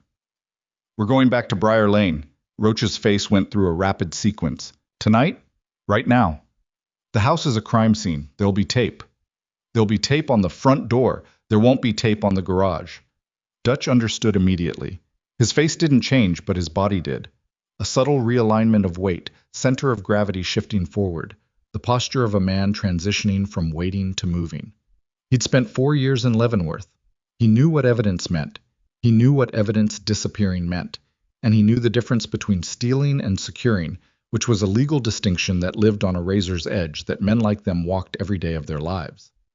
If we get caught inside that property, that's trespassing at minimum, breaking and entering if they want to push it. And with our records, I know. You're asking us to risk prison time for a phone that might not even be there anymore. I'm asking you to ride with me to a house where a man who hurts children kept a phone full of names and addresses of other children who might be in the same situation right now, tonight. While we're sitting in this building talking about risk, Dutch looked at Roach. Roach looked at Dutch. The silent communication lasted 2 seconds and contained more information than most people conveyed in 20 minutes of conversation. Let's go, Dutch said. They rode through the freezing rain, 3 Harleys in formation, cutting through empty streets that glistened like black glass under sodium lights. The town was dead at this hour. Storefronts dark, traffic lights cycling through their colors for no one. The only movement the rain itself, falling in silver sheets that turned the world into a watercolor painted by someone who only knew shades of gray. Cade led, Roach right, Dutch left. The formation was instinctive. Not a V, not a line, but a triangle with Cade at point, the geometry of movement they'd been riding for a decade. Each man knew the other's speed, braking distance, lean angles, and wet conditions. They rode as a single organism. 3 engines, 3 heartbeats, 3 sets of hands, making identical micro-adjustments to identical conditions. Briar Lane was dark. The police cruisers were gone. The children's services sedan was gone. The street had returned to its default state, quiet, residential, the houses sealed against the cold with the particular tightness of homes that didn't want to be seen. Number 412 sat at the curb like a held breath. The porch light was still on. Yellow tape crossed the front door in an X. Bright against the gray siding, a bureaucratic scarecrow meant to ward off the curious. The driveway was empty. Roy's truck, a tan Silverado that Cade remembered from earlier, was gone. But the garage door was closed. And in the gap between the garage door and the concrete, a thin, dark line barely visible from the street, no light shone. Cade killed his engine at the house next door. Coasted the last 30 feet on momentum alone, the bike rolling silent through the rain. Roach and Dutch followed. 3 machines coming to rest like predators settling into a crouch. Still, balanced, ready. No words. Cade dismounted. Walked through the side yard of number 412, staying close to the fence line where shadows were deepest. The rain covered his footsteps. The wet grass soaked through his boots. Behind him, Roach positioned himself at the corner of the garage, watching the street. Dutch went to the back of the property, covering the rear, checking sight lines. The instinctive tactics of a man whose body remembered formations his mind had spent 6 years trying to forget. The garage had a side door, wooden, old, the kind of door held shut by a latch and a padlock that had probably been purchased at the same hardware store that used to occupy the building on Mason Street. The padlock was open. Hanging from the hasp, unclasped, the shackle swinging slightly in the wind. Someone had been here. Recently. In the last hour, maybe less. The metal of the lock was still faintly warm when Cade's fingers closed around it. Residual heat from a hand that had held it open and hadn't bothered to close it on the way out. Roy. The realization hit Cade's nervous system before his brain fully processed it. A full-body alert that started at the base of his skull and radiated downward through his spine, flooding his limbs with the electric heaviness of adrenaline. Roy had been here, had come back to the house after posting bail, had gone straight to the garage. Cade pushed the door open. The garage was dark, cold. It smelled like motor oil and sawdust and the particular mustiness of a space that served too many purposes and was maintained for none of them. He pulled out his phone, turned on the flashlight. The beam cut through the darkness, illuminating shapes. A workbench covered in tools, a lawnmower with a cracked housing, shelving units loaded with paint cans and cardboard boxes, and the accumulated debris of a life that was, Cade now understood, entirely manufactured. The water heater sat in the far corner. Industrial. Old. The kind of unit that should have been replaced 10 years ago but kept running on stubbornness and mineral deposits. Cade moved to it, crouched, reached behind the unit, his arms scraping against the wall, fingers searching the narrow space between the heater and the cinder block. Nothing. He reached further, pressed his shoulder against the tank. The metal was cold. His fingers found dust, cobwebs, the edge of something. A bracket, a pipe fitting, nothing. The metal box was gone. Cade pulled his arm out, stood up, looked at the space behind the water heater with the flashlight. Saw, in the dust on the floor, the clean rectangle where something had sat for a long time and been removed recently. The outline was crisp. No dust had settled into it yet. Hours old, at most. Roy had the phone. Cade's hand went to the workbench. Not for a tool, for stability. He gripped the edge of the bench and let the weight of what had just happened settle through him. Heavy, cold, final. The evidence was gone. The phone with the names and addresses, the proof that Roy Vance was connected to something larger, the thing that could have turned a domestic violence case into a federal investigation, gone. Carried out of this garage by a man who posted $500 bail and walked into the night with the kind of smile that said he'd been planning for this moment since the first knock on his door. They were too late. Cade stood in the dark garage with rain hammering the roof and his phone light casting long shadows across the cluttered floor, and felt, for the first time since Eli walked into that diner, the specific weight of failure settling on his shoulders like a yoke. Then his light caught something. On the floor, near the water heater, partially hidden under a rag that had been kicked or dropped in the haste of removal. A piece of paper, torn.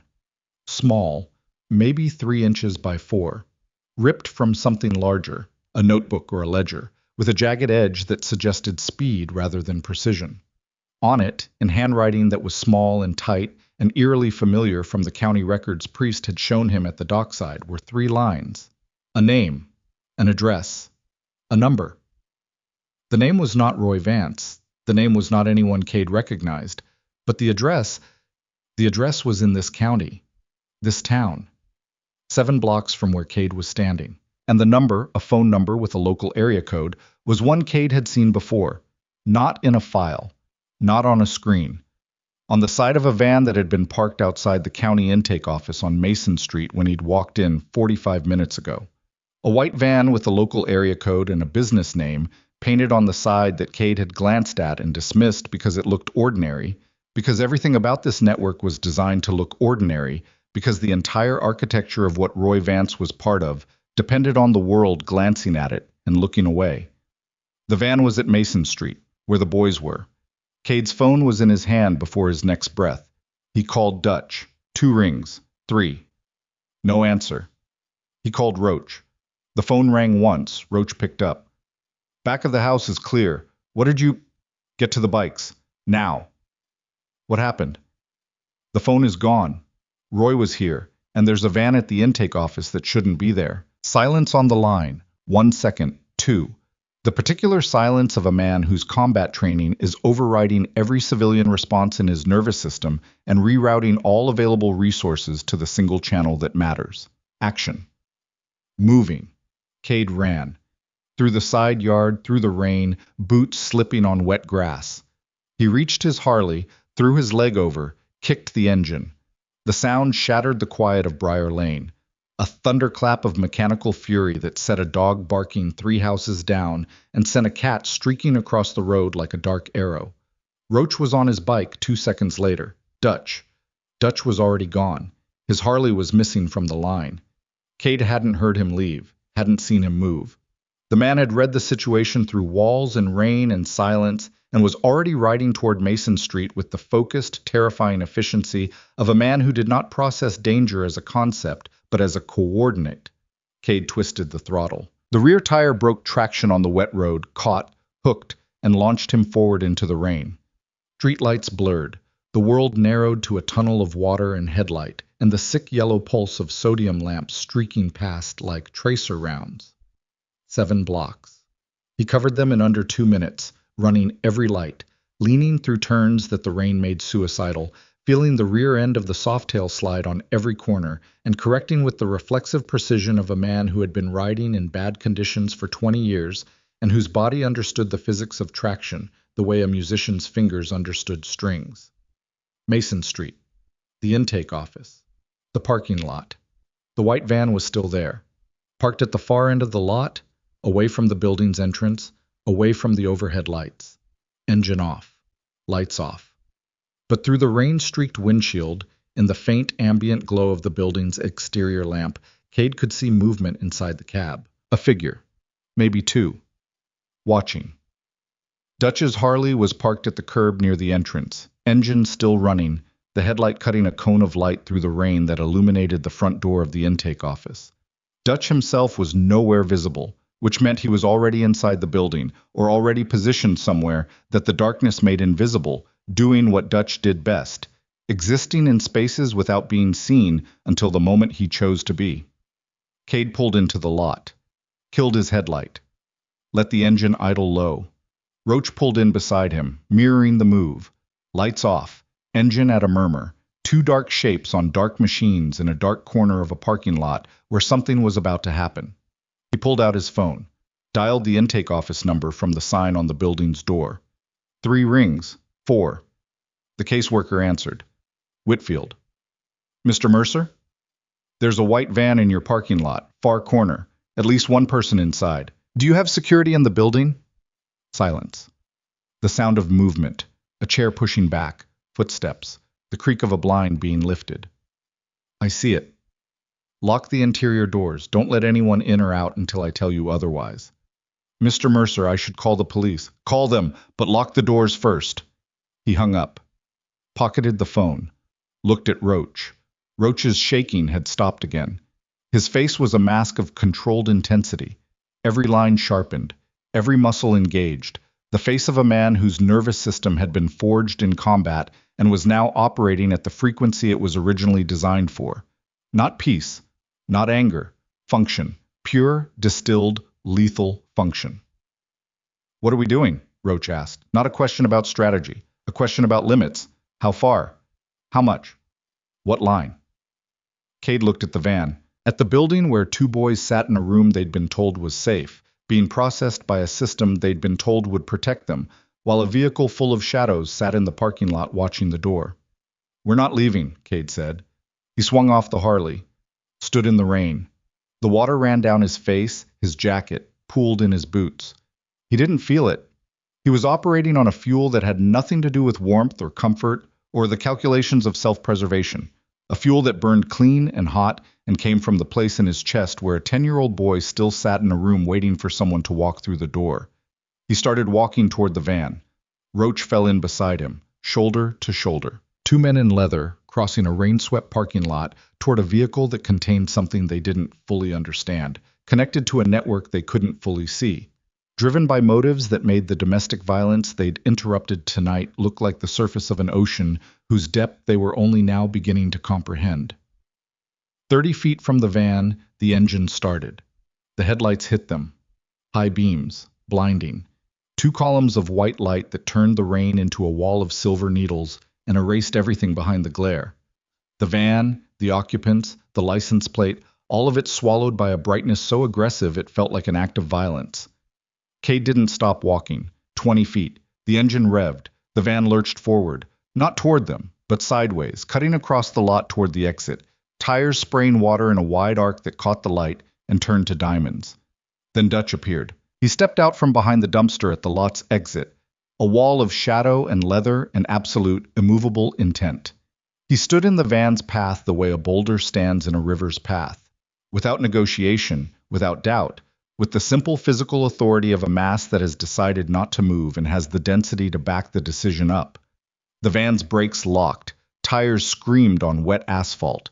The vehicle skidded, 4 feet, 6 feet, 8, and stopped. Close enough that Dutch could have laid his palm flat on the hood without leaning forward. He didn't move, didn't flinch, didn't blink. Rain ran down his face like a second skin, and for a moment, one long, stretched, infinite moment, the parking lot held its breath. The van's engine idling, the Harleys rumbling from the far end of the lot, the rain falling on everything with the indiscriminate patience of weather that doesn't care about human drama. And 3 men in leather standing in the formation they'd held for a decade, Cade at center, Roach at flank, Dutch at the point of contact, facing a vehicle that contained the connective tissue of something they'd only begun to understand. The driver's door opened. A man stepped out. Not Roy Vance. Someone else. Someone Cade had never seen. Mid-50s, gray suit under a rain jacket, clean-shaven, wire-rimmed glasses, the particular grooming of a man who existed in offices and conference rooms, and the kind of spaces where violence was conducted through paperwork and phone calls rather than fists. He looked at the 3 bikers with an expression that contained no fear, no surprise, no anger, only the mild, clinical irritation of a man whose schedule had been disrupted. "Gentlemen," he said, "you're making a mistake." Cade stood in the rain, 15 feet from the van, water streaming down his face, his fists at his sides, not clenched, not open, held in the particular intermediate position of a man whose hands were waiting for his brain to decide. "Who are you?" The man smiled, not Roy's smile, something colder, more professional. The smile of a man who had done this 1,000 times and found the repetition tedious. "I'm someone who can make this all go away. The charges against Roy, the custody case, the investigation that your friend with the cane is trying to start, all of it, gone by Monday morning. Those boys back with their mother. Your names out of every file. Clean. Simple." "And what do you get?" The man looked at Cade the way a collector looks at an obstacle between himself and the object behind a display case. "I get to continue my work without interference from men who don't understand what they've walked into." From behind the building, the sound of sirens. Real this time. Close. The police backup that Whitfield had called, cutting through the night toward Mason Street. The man heard them too. His expression didn't change. He reached into his jacket, slowly, deliberately, aware that three men were watching his hands with the focused attention of predators tracking movement, and produced a business card, held it out between two fingers. Think about it. You have until Monday. Cade didn't take the card. The rain hit it. The ink began to bleed. The man dropped it on the wet asphalt, stepped back into the van. The passenger, still invisible, still a shadow behind rain-streaked glass, pulled the door shut. The van reversed, swung wide, pulled out of the lot just as the first cruiser turned onto Mason Street, lights blazing, siren cutting the air. Gone. Cade stood in the rain, looking at the business card dissolving on the asphalt. The ink ran in blue rivers between his boots, carrying a name and a number into the drain grate at the edge of the lot, disappearing into the infrastructure beneath the town like everything else this network had built. Invisible, underground, flowing through channels that nobody saw because nobody looked down. But Cade had seen the name before the rain took it, and the name matched one of the three lines on the torn paper in his pocket. The fragment from Roy Vance's garage, the piece that was supposed to be gone, the scrap that had fallen in the haste of a man who thought he'd cleaned up everything and missed the one piece that mattered. The sirens arrived. The lights painted the parking lot red and blue. Officers poured out. Questions began. And Cade stood in the center of it all, soaked, exhausted, vibrating with a fury so controlled it had its own gravitational field, holding a scrap of paper in his pocket that connected a man in a gray suit to a house 7 blocks away, where, if the pattern held, another child was living inside the same silence that Eli had walked 4 miles through the snow to escape. The war wasn't coming, the war was here, and the next 12 hours would determine whether 3 broken men on motorcycles could dismantle something that had been designed, funded, and protected by people who had never once expected the threat to come wearing leather and riding thunder through the rain. The cruiser lights painted Mason Street in alternating waves of red and blue that made the rain look like it was bleeding. Cade told the officers everything. Not some of it. Not the version that protected him or softened the edges or left out the parts where 3 men with felony-adjacent records rode to a house wrapped in crime scene tape and entered a garage through an unlocked door. Everything. The diner. The boy. The walk to Briar Lane. Priest's research. The manufactured identity. The sealed investigation. The phone that was gone. The torn scrap of paper with a name and address and number that matched the man who'd just driven out of this parking lot in a white van offering to make it all disappear. He told it standing in the rain, soaked to the marrow, his voice level and unhurried, while Officer Hale, called back from the end of his shift by the dispatch that had rerouted him to Mason Street, stood with his arms crossed, and his face doing the thing faces do when the information coming in exceeds the architecture designed to process it. When Cade finished, Hale was quiet for a long time. The rain filled the silence. Behind them, the intake office windows glowed with that flat institutional light. Inside, Whitfield had locked the interior doors as instructed and was standing at the reception desk with her phone pressed to her ear, speaking rapidly to someone whose authority exceeded her own. Eli and Noah were still in the back room, safe, untouched. The van had never gotten close to the entrance, but it had been there, watching, waiting, and the boys hadn't known, and the caseworker hadn't known, and nobody would have known if Cade hadn't walked into a garage on Briar Lane and found an empty space behind a water heater where a metal box used to be. "The torn page," Hale said. "You have it on you." Cade reached into his jacket, pulled out the scrap of paper. It was damp, the ink slightly smeared, but the writing was legible. 3 lines in Roy Vance's tight, precise handwriting. A name, an address, a phone number. Hale looked at it. Didn't touch it. He pulled a plastic evidence bag from his cruiser and held it open while Cade dropped the paper inside. The bag sealed with a zip that sounded, in the quiet of the parking lot, like a door closing on something that could never be reopened casually. "This address," Hale said, 7 blocks from here. "You're saying there may be another household matching the same pattern?" "That's what the evidence suggests." "If evidence you obtained by entering a property marked as a crime scene." The garage wasn't taped. The door was unlocked. Roy had already been there. Hale looked at him. The look lasted 5 full seconds, long enough for both men to understand the legal tightrope they were standing on and the distance to the ground on either side.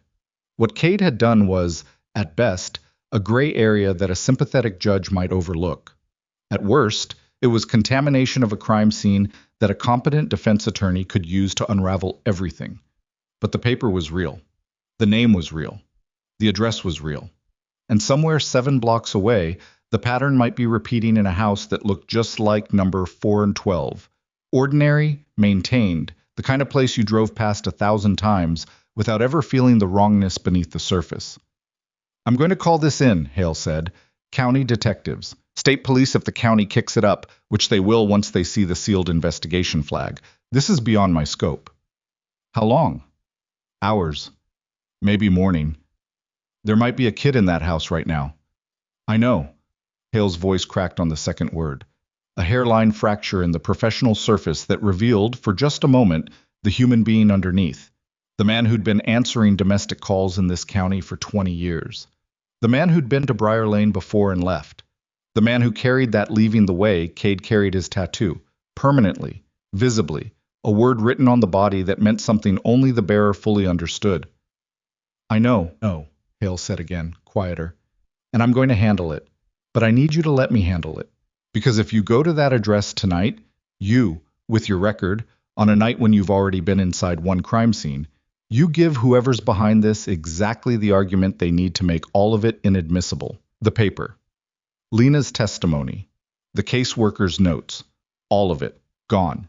Not because the truth doesn't matter, but because the truth has rules, and the rules don't care who broke them or why." Cade stood in the rain, felt it running down his neck, under his collar, along the channels of his body like a cold second circulatory system. He wanted to ride. Wanted to go to that address and knock on that door and do what he'd done on Briar Lane, stand on a porch and look into a dangerous man's eyes and communicate, through sheer physical presence, that the hidden world behind that door had been breached. But Hale was right, and being right was the thing that separated what happened tonight from what happened to Cade 31 years ago.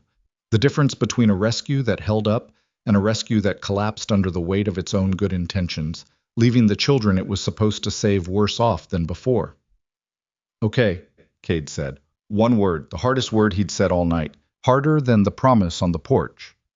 Harder than the conversation with Lena in the hallway. Because this word required something Cade had never been good at. Trust in a system that had failed him, and failed Eli, and failed every child who'd ever walked 4 miles in the snow, because the system's procedures and timelines and rules didn't move fast enough to catch up with the things that happen in the dark. But Hale wasn't the system. Hale was a man who'd said, "I know," with a crack in his voice and a 20-year weight on his shoulders, and the look of someone who had just been given a chance to do the thing he'd been unable to do every other time he'd stood on a porch and left. Cade handed over the truth and trusted a stranger to carry it. The next 6 hours happened in a rhythm that Cade experienced the way a man experiences surgery, conscious but removed, aware of the procedures being performed but unable to control them, existing in a state of enforced stillness while other hands did the work. Hale made calls. The calls generated more calls. By 2 in the morning, a county detective was at the intake office reviewing Lena's statement. By 3, a state police investigator had accessed the sealed file from 2014 and confirmed what priest contacts had suggested. 14 false identities, a network operating across 3 counties, an investigation that had been shut down not because it was resolved, but because a key witness had recanted and the case had collapsed from the inside.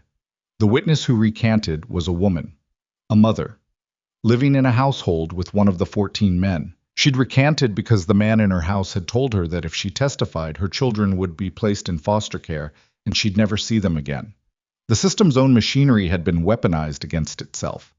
The threat wasn't violence, it was bureaucracy.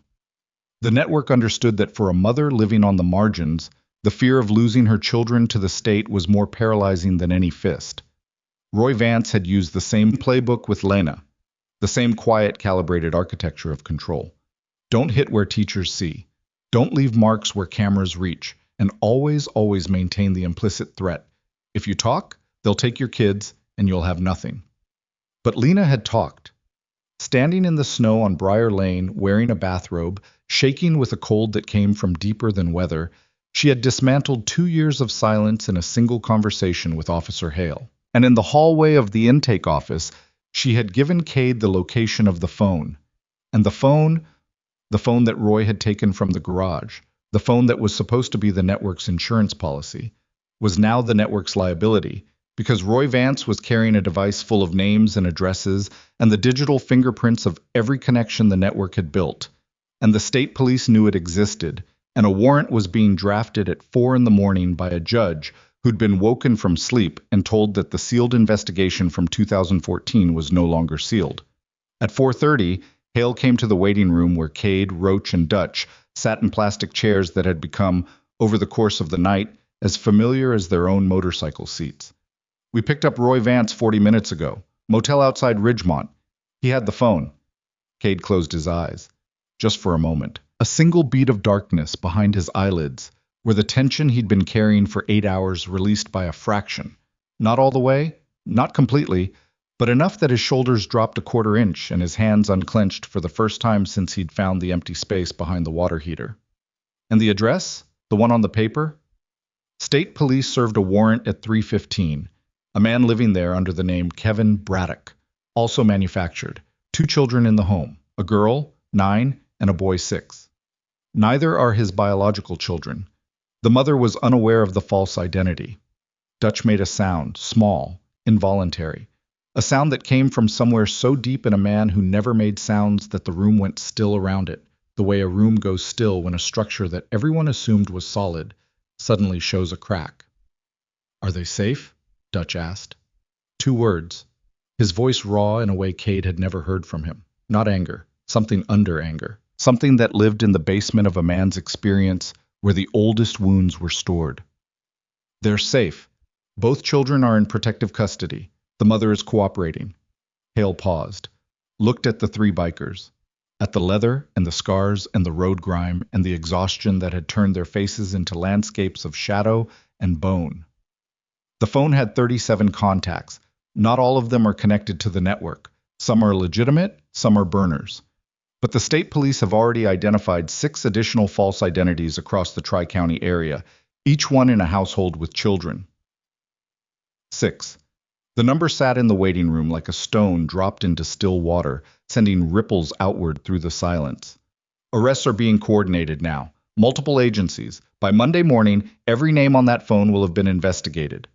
Roach leaned back in his chair, stared at the ceiling. The fluorescent lights cast his face in that flat, colorless illumination that erased everything except the essential geometry.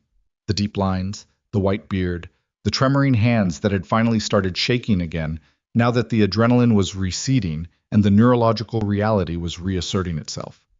"Monday morning," Roach repeated. "Yes. Margaret Harlan. I've been told she's already been in contact with the county attorney's office. She'll be representing Lena Marsden at the custody hearing." Cade opened his eyes, looked at Hale. "You did this. We did this. All of us." Hale's jaw worked. The professional mask was still there, but it was thinner now, worn down by a night that had peeled back every layer of institutional distance he'd spent 20 years constructing. "You were right. About what you said in the snow. About what that boy did. About what it means when a child walks 4 miles past every institution that's supposed to protect him and ends up asking a stranger in a leather jacket for help." He reached into his pocket, pulled out a card, his own, not the dissolving one from the parking lot, held it out. "If those boys need anything, if Lena needs anything, my direct line." Cade took the card, put it in his jacket beside the pocket where the torn scrap of paper had been. The pocket was empty now. The evidence was in the system. The system that had failed, that had been weaponized, that had sealed an investigation and let 14 men continue operating inside its blind spots. But the system was also the thing that was arresting those men now, serving warrants now, pulling children out of houses now. The same machine that broke things was the machine that fixed them. The same architecture that hid damage was the architecture that, when it worked, prevented it. The contradiction was unbearable, and it was the truth. Dawn came slow. Not the dramatic kind. No golden light breaking through clouds. No cinematic sunrise painting the world in warm colors. Midwest dawn in winter was a gradual, grudging concession. The sky went from black to dark gray to lighter gray, the way a bruise fades. Not healing, exactly, but changing. The rain stopped sometime around 5:30. The clouds stayed. The temperature dropped 3 more degrees, and the wet streets began to freeze in patterns that caught the first light and held it like glass holding an image. Cade walked out of the intake office at 6:14 in the morning. The parking lot was nearly empty. The cruisers were gone. Whitfield's sedan was gone. The space where the white van had been was just a rectangle of wet asphalt, unremarkable, identical to every other rectangle in the lot. The evidence of what had happened here was already being absorbed by the ordinary, the world's relentless ability to process extraordinary events and render them invisible within hours. Roach and Dutch were already at the bikes. Roach sat on his Road King with his helmet on his knee and his unlit cigarette, the same one, still behind his ear, a 12-hour companion, finally between his lips. Dutch stood beside his Harley with both hands resting on the handlebars, looking east, toward the place where the sun would be if the clouds ever broke. Cade stood between them. 3 men in a parking lot at dawn, leather jackets stiff with dried rain, faces gray with exhaustion, standing beside machines that had carried them through a night that none of them had planned for and all of them would carry for the rest of their lives. "Breakfast," Roach said. "Yeah." "Max?" "Where else?" They rode. Slowly. No urgency. No formation. 3 machines moving through empty streets at the speed of men who had nowhere to be and everywhere to process. The engines rumbled low, not the aggressive territorial thunder of the night before, but something quieter, conversational. The sound of machines and men both running on fumes, burning the last reserves of a fuel that was part gasoline and part something else entirely. The diner appeared through the morning mist like a memory materializing, the battered aluminum siding, the missing letters above the door, the one surviving neon sign now dark in the daylight, its tubes cold and colorless. The parking lot was empty except for Doris's ancient Buick, parked in the same spot it occupied every morning at 5:30 when she arrived to start the coffee and turn on the grill and open the door to a building that the county had condemned and the world had forgotten, and the people who needed it kept coming back to anyway. They parked, killed the engines. The silence that followed was different from every other silence of the night. Not tense, not charged, not the silence of men waiting for something to happen. This was the silence of aftermath, the vast, hollowed-out quiet that exists in the space a storm leaves behind. Cade dismounted. His legs were stiff. His back ached from 12 hours on a motorcycle seat in freezing weather. His hands, when he pulled off his gloves, were red and swollen, the knuckles cracked from cold, the skin so tight it felt like it belonged to someone else. He walked to the door, pushed it open. The smell hit him first, coffee, fresh and hot, the particular dark roasted intensity that Doris achieved by using twice the grounds any reasonable person would, and brewing it in a machine that was older than some of her customers. Beneath the coffee, bacon grease, toast, the warm mineral smell of a gas stove burning, and the ancient embedded aroma of 10,000 cigarettes smoked in a room that had never been properly ventilated. Doris was behind the counter, 73 years old, cigarette burning in the cracked ceramic ashtray. Her face, when she looked up and saw the 3 of them standing in the doorway, wet, wrecked, alive, did something that Cade didn't expect and couldn't have prepared for. She smiled, not a big smile, not a performance, a small private expression that lived mostly in her eyes and said, without words, that she'd been waiting, that she'd made the coffee strong on purpose, that the booth in this corner, their booth, the one with the cracked vinyl and the view of the parking lot, was clean and warm and waiting the way it always was, because some things in this broken world remain constant, not through luck but through the stubborn daily choice of people who decided that consistency was its own form of love. 3? She asked. 3. She poured the coffee before they sat down. 3 mugs, black, set on the counter with the quiet precision of a woman who understood that some mornings the only thing standing between a man and his undoing was a hot cup of something bitter that somebody else made for him. Cade sat, Roach sat, Dutch sat. For a long time nobody spoke. The coffee steamed, the bacon sizzled on the grill. Outside, the morning light strengthened by fractions, the gray sky brightening almost imperceptibly, the way hope brightens. Not in revelations, but in increments so small.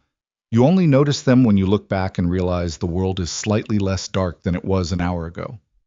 Roach broke the silence. You know what Priest is going to say? Yeah. He's going to say we're in this now. Long term. Court dates. Testimonies. Background checks that'll make us look like exactly the kind of people a judge doesn't want near children. I know.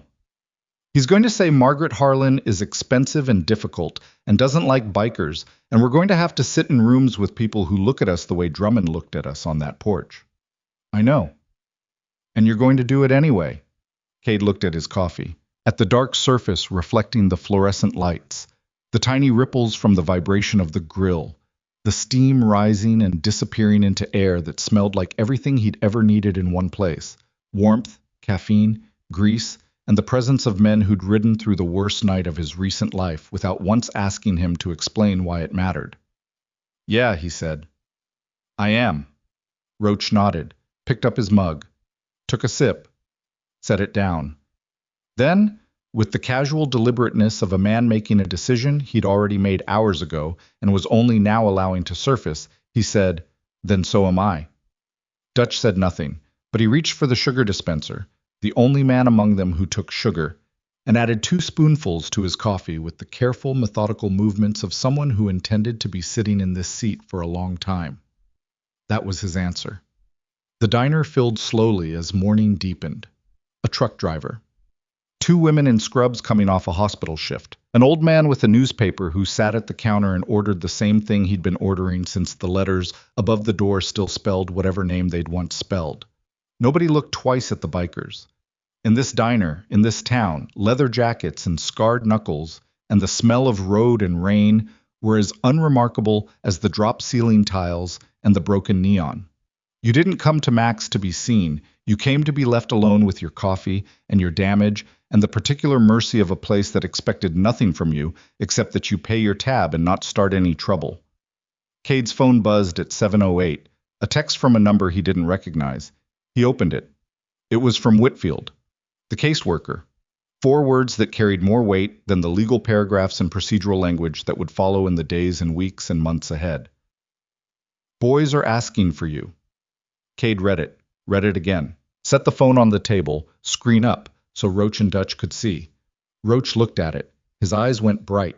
Not tears, because Dennis Kowalski didn't cry. Hadn't cried since Fallujah, had rebuilt his entire emotional infrastructure around the principle that certain valves, once opened, could never be closed again. But the brightness was there. Visible. Real. The wet shine of a man whose body was trying to express something his discipline wouldn't allow. Dutch read the 4 words and did something Cade had never seen him do in 11 years of riding together. He laughed. A single short exhale through his nose, barely audible, easily missed. But it was there. A sound so rare and so unexpected that Roach turned and stared at him the way you'd stare at a statue that suddenly blinked. What? Dutch said. Nothing, Roach said. Absolutely nothing. Cade picked up his phone, typed a reply. 6 words. Tell them when we're on our way. He put the phone away, finished his coffee, set the mug down on the counter with a quiet final sound. Porcelain on formica, the period at the end of a sentence that had been writing itself since a boy walked through a diner door 8 hours ago and asked a room full of broken men where the police station was. He left a 50 on the counter. Doris would argue about it. She always did. He'd tell her the same thing he always told her, so keep it, you earned it, the coffee alone was worth 20. And she'd shake her head and put the bill in her apron pocket and add it to the envelope she kept in the register for what she called rainy day money, which was a joke in a diner that had survived more rainy days than anyone could count. Outside, the morning air was cold and clean. The rain had washed everything, the parking lot, the road, the sky itself, and left behind a world that looked, if not new, then at least rinsed, scrubbed, given a temporary reprieve from the grime and exhaustion that would inevitably return, but hadn't yet. 3 Harleys sat in the lot, chrome catching the weak morning light. Seats dark with residual moisture, engines cold, waiting. Cade threw his leg over the softail. The leather seat was stiff beneath him. He gripped the handlebars, the rubber worn smooth from a decade of his hands, in exactly this position, and felt the particular alignment that happened when a man sat on a machine that had carried him through enough miles to circle something and came out the other side still moving. He kicked the engine. It caught. The sound filled the parking lot, deep, steady, the bass note of a machine that didn't care about the night behind it or the road ahead, but simply ran, reliably, with the mechanical indifference that Cade had always found more trustworthy than human promises. Roach started his Road King. Dutch started his Dyna. 3 engines, 3 heartbeats, 3 columns of exhaust rising into the cold morning air and dissolving into a sky that was, if you looked carefully, beginning to show the faintest trace of blue behind the gray. They pulled out of the lot. Cade at point, Roach right, Dutch left. The formation was automatic. Not a decision, not a strategy, but the muscle memory of men who had been moving together so long that their bodies understood the geometry of proximity and trust without conscious instruction. The road to Ridgemont was 30 miles of county highway that cut through flat farmland and bare tree woodlots, and the occasional small town that existed primarily as a speed limit change and a gas station. Cade rode with his visor up. The cold air hit his face like a hand pressing flat against his skin. Not gentle, not cruel, just present. Real. The kind of sensation that reminded a man he was alive not through comfort, but through contact. He thought about Eli, about the boy's stillness in the diner, the careful distance on the back of the motorcycle, fingers gripping the seat rail, not the rider. The posture of a child who had learned that proximity to other people was a risk calculation, not a comfort. He thought about Noah, 7 years old, pale in the doorway, flinching at a touch that should have been safe. He thought about Lena standing on the porch in a bathrobe, gripping the wall with both hands, and the 12 feet between the hallway and the front door that was the longest distance she'd ever crossed. He thought about the 37 contacts on Roy Vance's phone, about the 6 additional false identities already found, about the houses, the children, the mothers, an architecture of exploitation so quietly constructed that it had operated for years inside the blind spots of the very systems designed to prevent it. And he thought about Hale, about the crack in the officer's voice when he said, "I know," about the card in Cade's pocket, about the 20 years of domestic calls that had built up inside the man like sediment in a river, layer after layer of things he'd seen and couldn't fix, until one night a biker with a criminal record stood in the snow and said the words that cracked the sediment open and let the current through. The road stretched ahead, flat, gray, ordinary. The kind of road that looked like it went nowhere until you'd been riding it long enough to realize it went everywhere, through towns and counties, and the invisible borders between the world people saw and the world that existed underneath, where the real architecture lived, where the real decisions were made, where children waited in rooms for someone to walk through the door. 30 miles. Cade rode them the way he rode everything, slowly enough to see, fast enough to matter. Behind him, his brothers rode in silence. The engines spoke for them, a rolling, steady conversation in a language that didn't need translation. The language of machines and men and the road between, carrying 3 scarred, imperfect, unreasonable human beings toward a building where 2 boys were waiting because they'd asked, and because asking was the bravest thing either of them had ever done, and because the men they'd asked were the kind of men the world looked at and saw danger, but who carried, underneath the leather and the scars and the records, the one thing that mattered more than any system or institution or procedure ever built. They showed up. The Ridgemont facility was a low brick building set back from the road behind a chain-link fence with a security gate.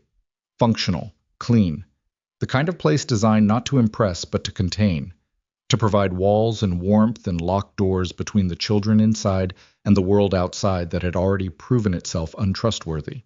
Cade parked at the gate, killed the engine, sat for a moment in the sudden quiet, feeling the vibration leave his hands and the cold settle back into his bones, and the weight of the night pressing down on him with a gravity that was for the first time not crushing but settling. The way sediment settles after a storm, the way the world settles after it's been shaken hard enough to rearrange everything and is now finding its new shape. He dismounted, walked to the gate, pressed the intercom. "Cade Mercer. I was told the Marsden boys are asking for me." A pause. A buzz. The gate clicked open. He walked through. Behind him, Roach and Dutch stayed at the bikes. Not because they weren't welcome, because they understood. The way only men who had spent their lives navigating the precise mathematics of when to stand close and when to stand back could understand. That some doors a man needed to walk through alone. The intake coordinator met him in the lobby, young, kind-faced, The expression of someone who worked with damaged children and had learned to carry their damage without letting it become her own. A balance that Cade recognized as one of the most difficult acts of emotional engineering a human being could perform. They're in the activity room. Eli's been up since 5. Noah slept through. How are they? She considered the question with the seriousness it deserved. Eli is quiet, controlled.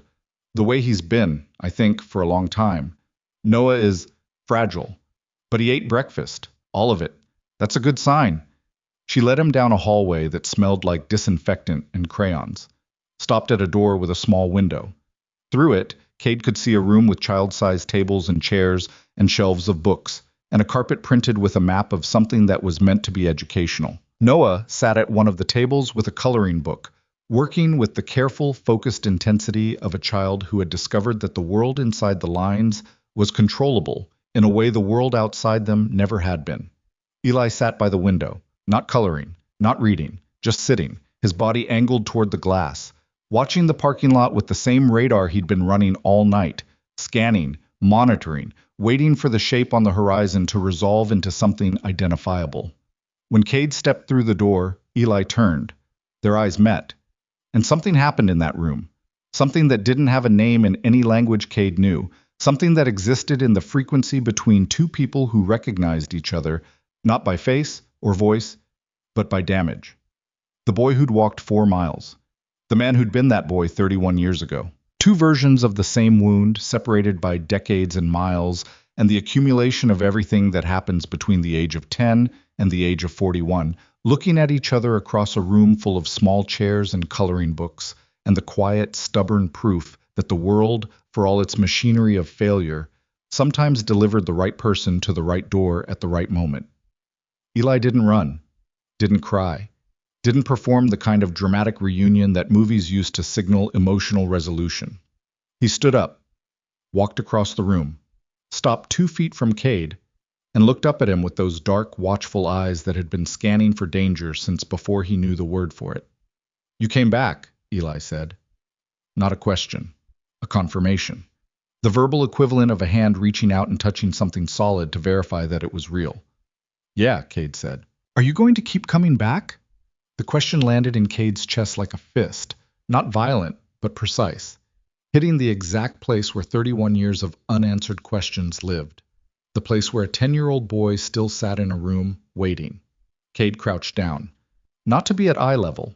Eli was almost tall enough that crouching wasn't necessary, but because the posture mattered, because looking up at someone was different from looking across at them, and Cade wanted this boy to see his face from a position that didn't require tilting his head back, that didn't reproduce the geometry of every adult who'd ever stood over him and made promises from a height. "Yeah," Cade said. "I am." Eli studied his face, reading it the way he'd read every face that night, carefully, skeptically, with the cold arithmetic of a child who'd been bankrupt on trust for years. But something was different now. The calculation was still running, the radar was still spinning, but underneath it, underneath the fear and the vigilance and the 10-year-old architecture of self-protection, something small and green was pushing through the surface. Not trust. Not yet. Trust was a thing that grew slowly, in soil that had been burned, from seeds that took a long time to believe the fire was out. But the willingness to wait and see if trust might grow, the decision not to close the door all the way, the hairline crack in the wall that let in just enough light to suggest that the darkness on the other side wasn't permanent. Eli nodded once, a small motion, then turned and walked back to the window and sat down. But this time, he didn't watch the parking lot. He watched Cade.